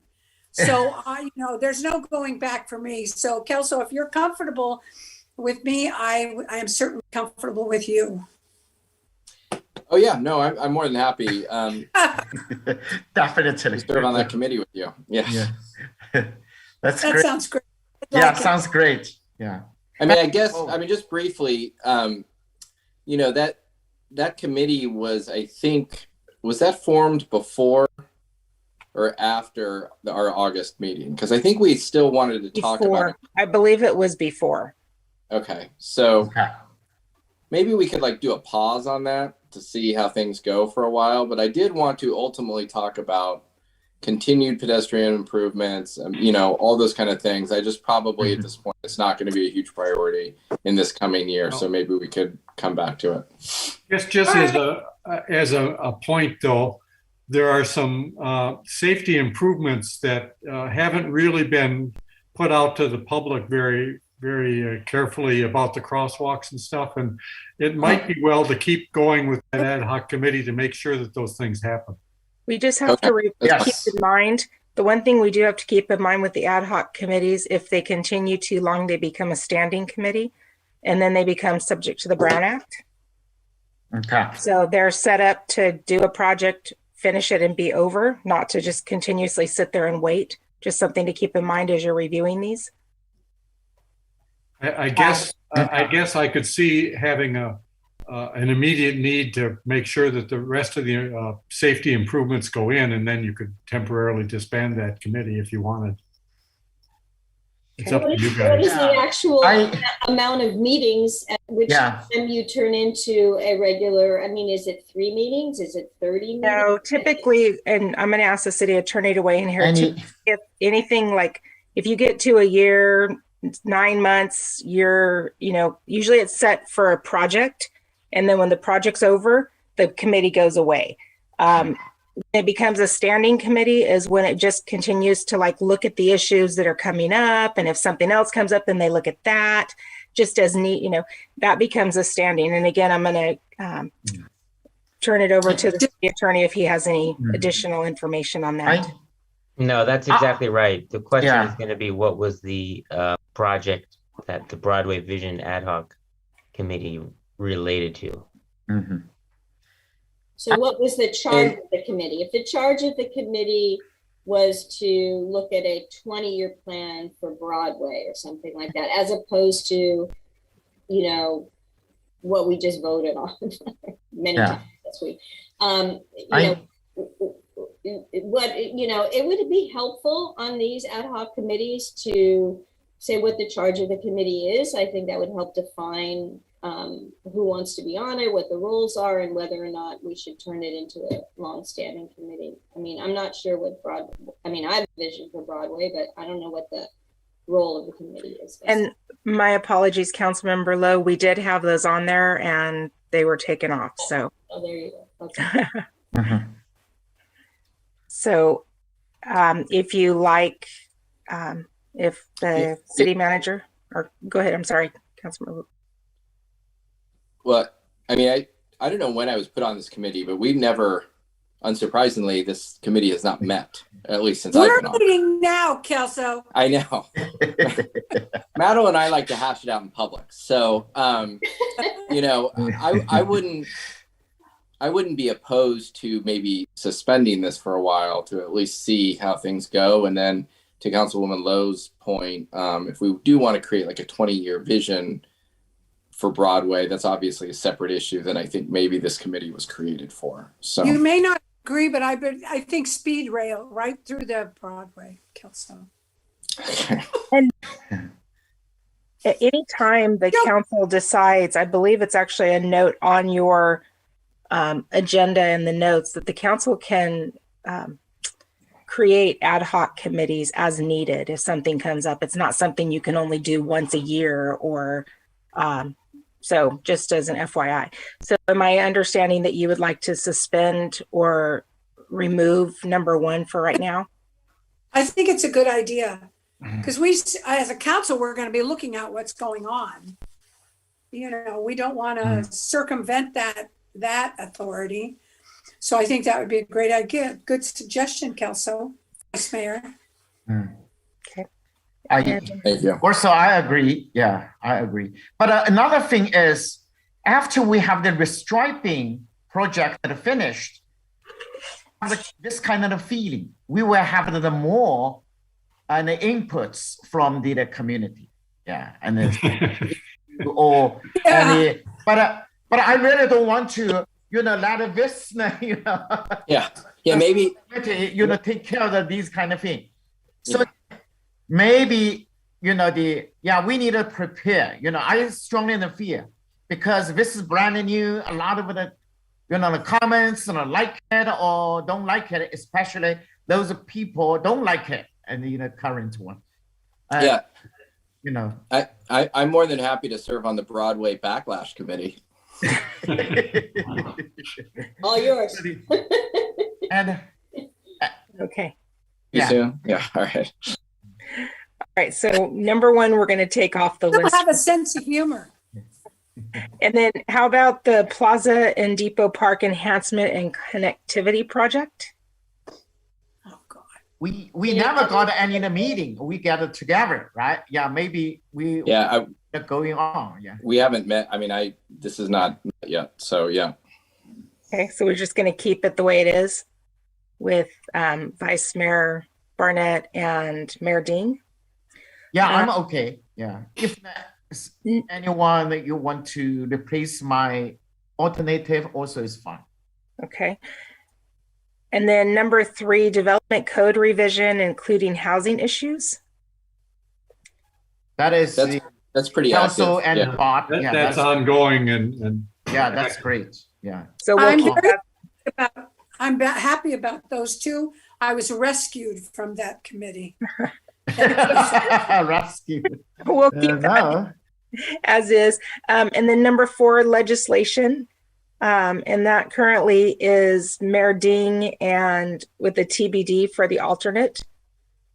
And also here, I recommended Senator Lowe, see if you are interested in this. I think that you have lots of experience for these area. I'm happy to be removed or as alternative, whatever you think.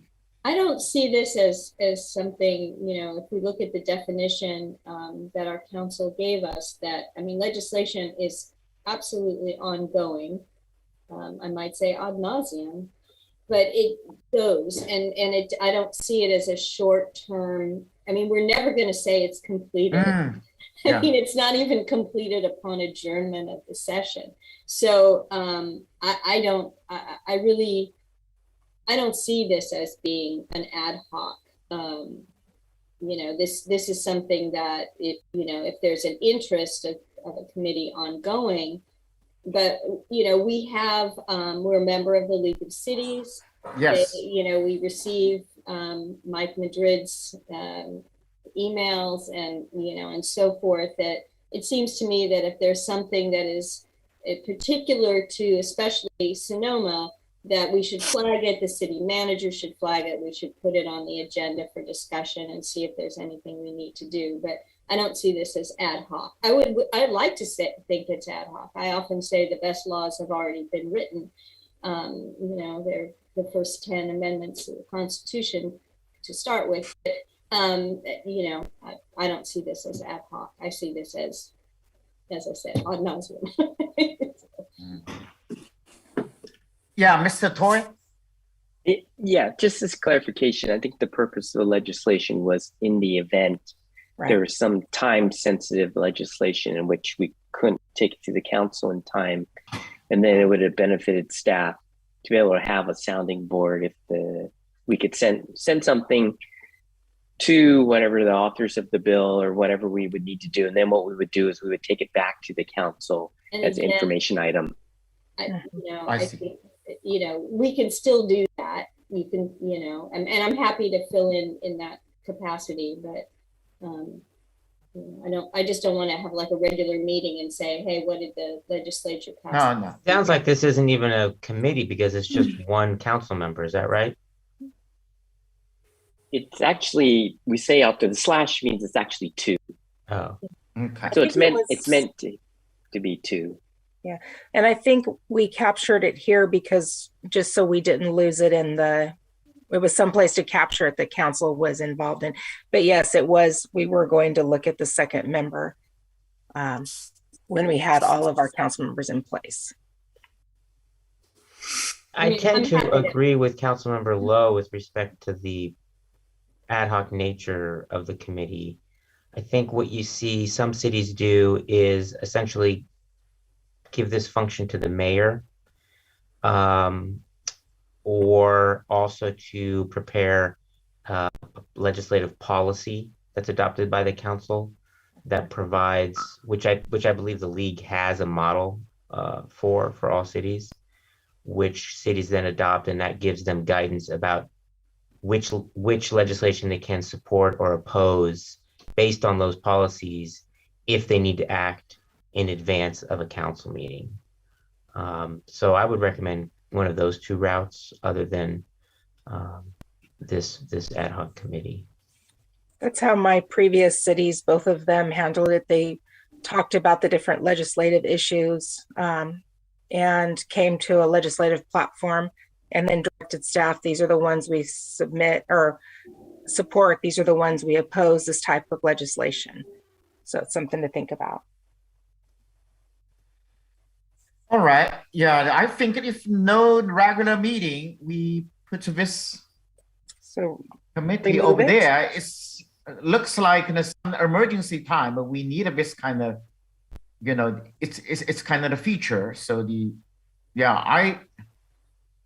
I don't have any opposition for keep this. So should we remove it from what I'm hearing, possibly remove it from this list and just make a note that if we have something that is time sensitive, we'll speak with Councilmember Lowe or Mayor Ding? Is that what I'm hearing? Am I on the right track here, City Manager? Yeah, and I think that was the intent. The intent wasn't to discuss legislation in general. It was just if there was a time sensitive matter in which we needed some guidance, it wasn't clear to us what the council position was on something, then we would use the committee as a sounding board and get their direction and then go to the council after the fact if there was something that was time sensitive. It wasn't meant to be an ongoing type of thing. The mayor, if you wanted to do that, that's fine.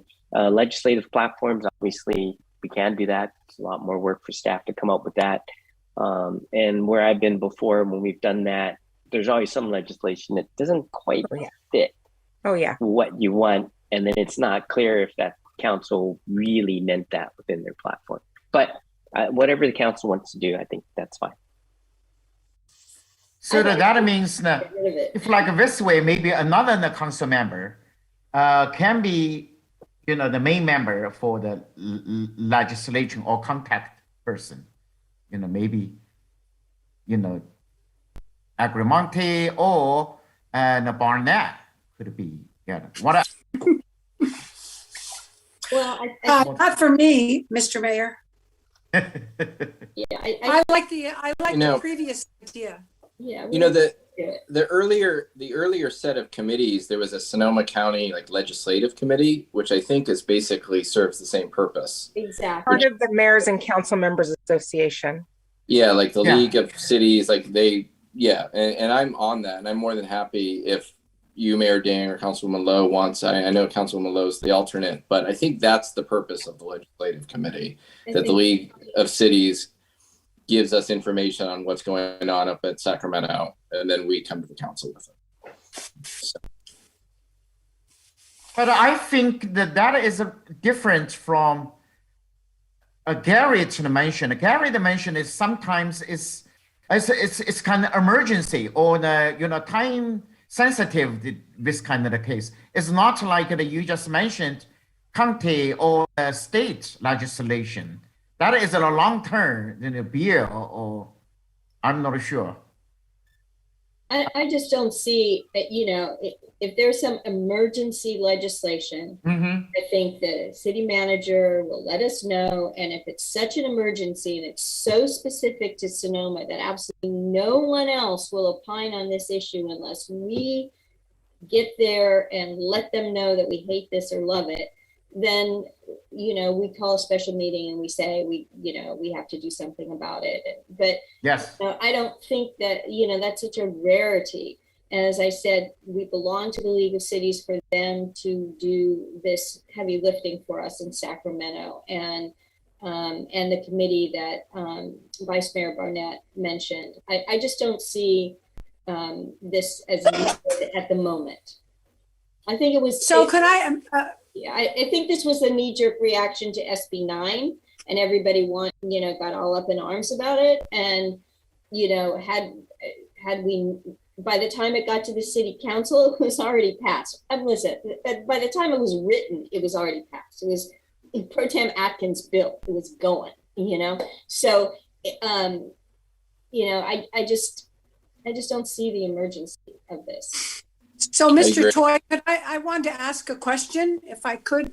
Whatever. I hope I'm not. Of So, course. how do you get alerted? There's an assumption that as a city manager, you get alerted to certain legislation. How does that work, or does that what happens? It's as Councilmember Lowe indicates, we get alerts from League of California Cities, and then usually there's ample time to put something on for the council agenda. But there are those moments where the league will say, send it to the author, the committee's going to hear this, and they need a letter, and the timing is such that it's, it's a council meeting isn't happening within that time frame. It doesn't happen often. This was just an ability to consult officially with an ad hoc subcommittee. That being said, if the council believes there's not a need, then and that it's not going to really be an issue because it hasn't yet, and if it does happen, it doesn't happen very often in my experience. But I would say, why don't we just, it sounds like for the council, not have this subcommittee, and if it ever pops up where something happens, then we could talk about it then. Okay, so. Yeah. How about Councilmember Felder? How about your input? You leave it or just remove? I think we get rid of it for now. All right. How about Vice Mayor Barnett? How do you think? I agree. All right. Also, I agree.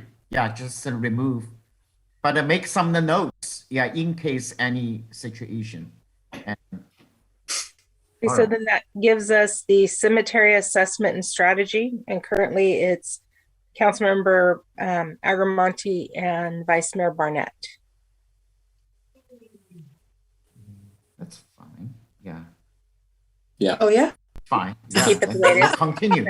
You will continue. Yeah, continue this.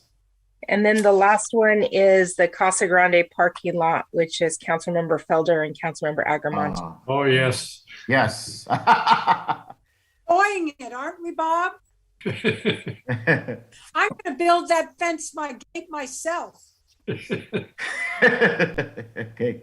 And that is all of the current ad hoc. So I have that we're going to remove the Broadway vision and the legislative, but the other four will remain as is. Great. And that concludes this item. How does a ad hoc committee get formed?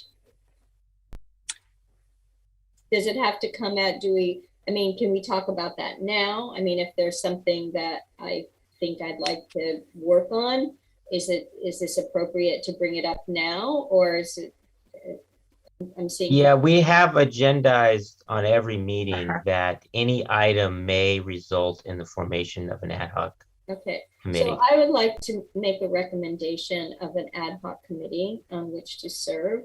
There is if I'm doing this all wrong, you guys will let me know. There is a piece of property on the corner of 5th Street West and MacArthur that is zoned for a park. And I would like to explore some of the purposes that might fit for that corner of Southwest Sonoma. I've heard from a lot of the residents that live across the street from that parcel, mainly in the mobile home park community, who know that that is zoned for a park and have some ideas. And I think that expanding our ability to serve our residents in a setting, right now it's basically an ad hoc park because people can go in there. So it would be nice to put something in there in that part of Sonoma. So I'd like to suggest that. Councilperson Lowe, are we talking about the northeast corner? We are talking about the northeast corner by the bus stop. Right. It's on the front part. There's a swale, I believe, that goes through that area. And it's a sort of a wedge shape. And it's adjacent to that home that was just constructed just to buy it. Correct. And it is zoned, I've checked with the city, and it is zoned for a park, and nothing's being done there. So I just think that maybe we could offer something to the folks that live near there.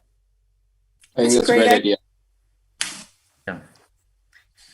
I have another question. It's not related. And who's going to serve on this committee with me? I was just going to say, can we get the representatives if we're going to form that committee? Who is interested? I'm more than happy to serve with Councilwoman Lowe on it. But if anyone else wants to as well, that's fine. I didn't hear anyone else speak up. So. I'm great. Thank you. However, it may involve dogs, just warning. Appropriately, not powerful. Very, very touche.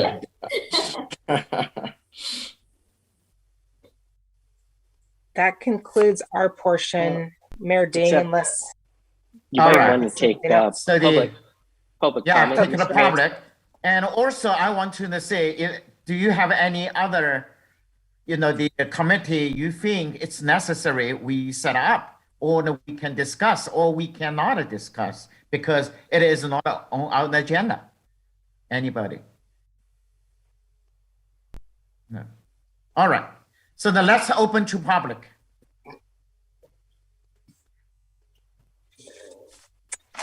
We have one. There's no one raising their hand, Mayor Ding. Okay. So if the no, all right. So, Mr. Toy, do we need to make a motion for those kind of above discussion and assignments? Or yes, Mr. Mayor. I think to make it clear, you would just make a motion adopting the assignments as discussed. I think we have it all. If you like, we can go through it again just to confirm. But I'm pretty sure we've got it pretty clear in our notes. All right. Do we need for me, I don't think it's necessary because it's kind of very clear. But anyway, we still have the chance. If we need to go through from beginning to the end, that's fine. That's at your discretion, Mr. Mayor. Okay. I think that when we see it in the minutes of the meeting, if there are things that we feel that weren't captured correctly, we can amend them at that time, but I don't feel the need to go through the whole thing at this point. Yeah, I will update the list and send it out to all the council members and make it available. It's available in the packet typically as well, but we'll post it. Mm-hmm. So the motion would be to ratify the mayor's appointments as discussed. And the assignments to the ad hoc and the creation of the ad hoc special will come up with the name Park Ad Hoc Committee. So moved. I'll move. Second. Roll call, please. Councilmember Agrimonti. Aye. Vice Mayor Barnett. Aye. Councilmember Felder. Aye. Councilmember Lowe. Aye. Mayor Ding. Aye. Thank you. The motion carries unanimously. That's wonderful. Thank you. Thank you for everyone. And item number 7, council members' report and comments. Anything that new we can share each other? Council Member Felder, please. I have attended a Sonoma Clean Power meeting on the 6th of January. A couple of things came out of that. They received a very good credit rating, so they were very proud of that, and also completed an audit where they came through with a clean bill of health. But another very interesting thing that they're promoting now is some incentives for multifamily enhancements, and it's a focus on the electrical panels at some of these multifamily buildings where they're going to provide the incentive to replace those panels and provide a savings for electrical use. So they're involved in a lot of good things, and it's a very interesting meeting to attend every month. That's it. That's great. Councilmember Agrimonti, please. Do you have anything? I have nothing. My meetings are actually tomorrow and Friday. Okay. Vice Mayor Barnett. Yes, I attended a meeting of the Sonoma Valley Citizens Advisory Commission right before Christmas, and that commission approved a cottage home project, I believe, on Walnut in El Verano. And it was a very innovative, new sort of residential design type project. And I know that we in the city would love to see more projects like that as well. Thank you, Vice Mayor Barnett. Oh, and I'm sorry, Mayor. Yes. Oh God, Mayor, I actually attended the library, Friends of the Library meeting. Oh. And they have something that is so exciting. It's called the Biblio Bus. And it Oh. goes to Boys and Girls Club. It'll go to Vintage. That's great. It's a moving library. You can actually have meetings in there. They have iPads in there. They also have a big screen. So if you want an outdoor class, you can get a library book there. It's wonderful, and it's going throughout the Sonoma Valley. It goes That's to great. schools. Everything called the Biblio Bus. Mm-hmm. Wow, that's great to know. Yeah. Hi, Councilmember Lowe. No. Okay. Yeah, yesterday I was attending Sonoma Valley Groundwater Agency's Fees and Rate Committee's meeting. Yeah, I was late yesterday, but basically, the consulting company just gives us a little bit of update. They are studying and collecting information for the future groundwater and what kind of charge, how many factors we need to choose. Very preliminary, things, and we will have the meeting and the next month we'll get more detailed information. Right now, basically, consulting company has been working with our water agency, try to set up the fees and rates for the future. Thank you.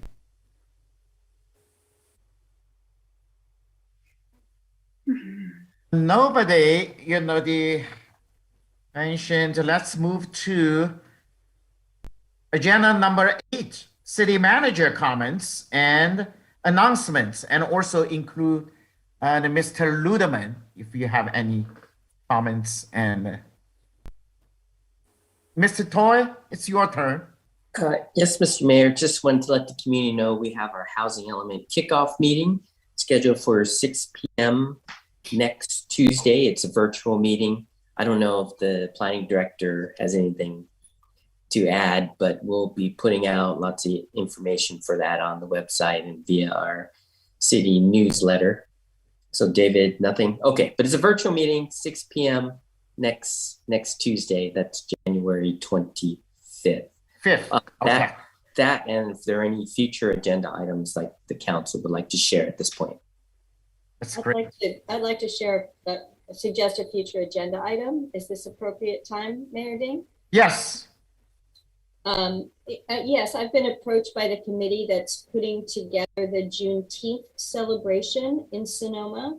They would like to come and do a brief presentation as to what they're putting together. It is unbelievably remarkable what they're bringing together. They're coordinating with the Sonoma Valley Museum, the community center, the garden park, and as many of you probably are aware, this is the first time we've had a federal holiday of Juneteenth. And I think it would be wonderful to have them share what they're doing and see how the city could be involved in this momentous and historic holiday. So I'd like to bring that. That's wonderful. Mm-hmm. And also, Mr. Mayor, I think the Historical Society wanted to make a presentation. Yes, it's already scheduled for our next meeting. Mm-hmm. All right, thank you. Thank you. Mr. Toy? Oh, I'm just wondering, Councilmember Lowe, do they have a specific date in mind? For the event? No, for the presentation to the council. I think that's open. I think at your convenience, but the event will be obviously in June. So it's in enough times that we can somehow be involved. So it's not urgent, but it's timely. Yeah. Councilman Felder, Just for the record, I would like to see us agendize a resolution to adopt the full Rosenberg Rules of Order at our next council meeting. And I also would like to agendize a discussion to begin talking about the design and of parklets at our next meeting. That's great. All right. Might amend Vice it. Mayor Barnett, please. Oh, Yes, although City Attorney, did you I was have just something? saying, if we should think about adopting Rosenberg's rules as amended from time to time in case there are future amendments. Yes. oh, okay. Yep. Okay. I'll make a note of that for Jeff. Okay. Okay. Great. And I would like to agendize from the Development Code Subcommittee, Councilman Felder and I, we at our last meeting, we discussed multifamily design standards, potentially an urgency ordinance to get that on the books as soon as possible, in line with our single family design standards. So I'd like to discuss that. I would also like to discuss following up on our public comment from Celeste Winders. And I know the city manager is already in contact with her about helping Food for All, Comido para Todos. But if that needs to come at our next meeting as well, I would like to discuss that. Because it's sort of obviously it's a timely situation with what's going on with the surge, and the quicker we can address that, the better.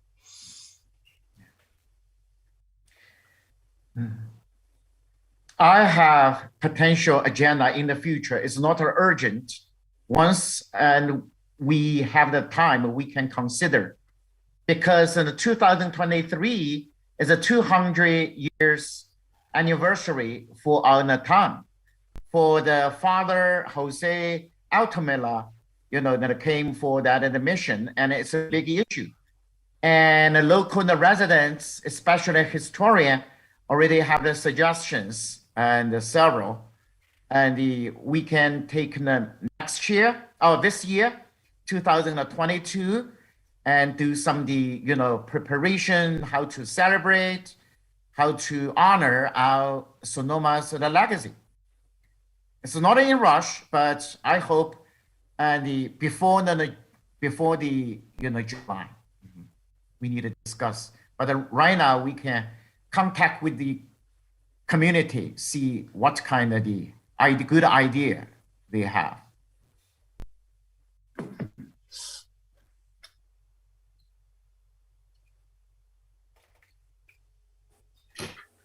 Can I make one additional comment, please? Sure.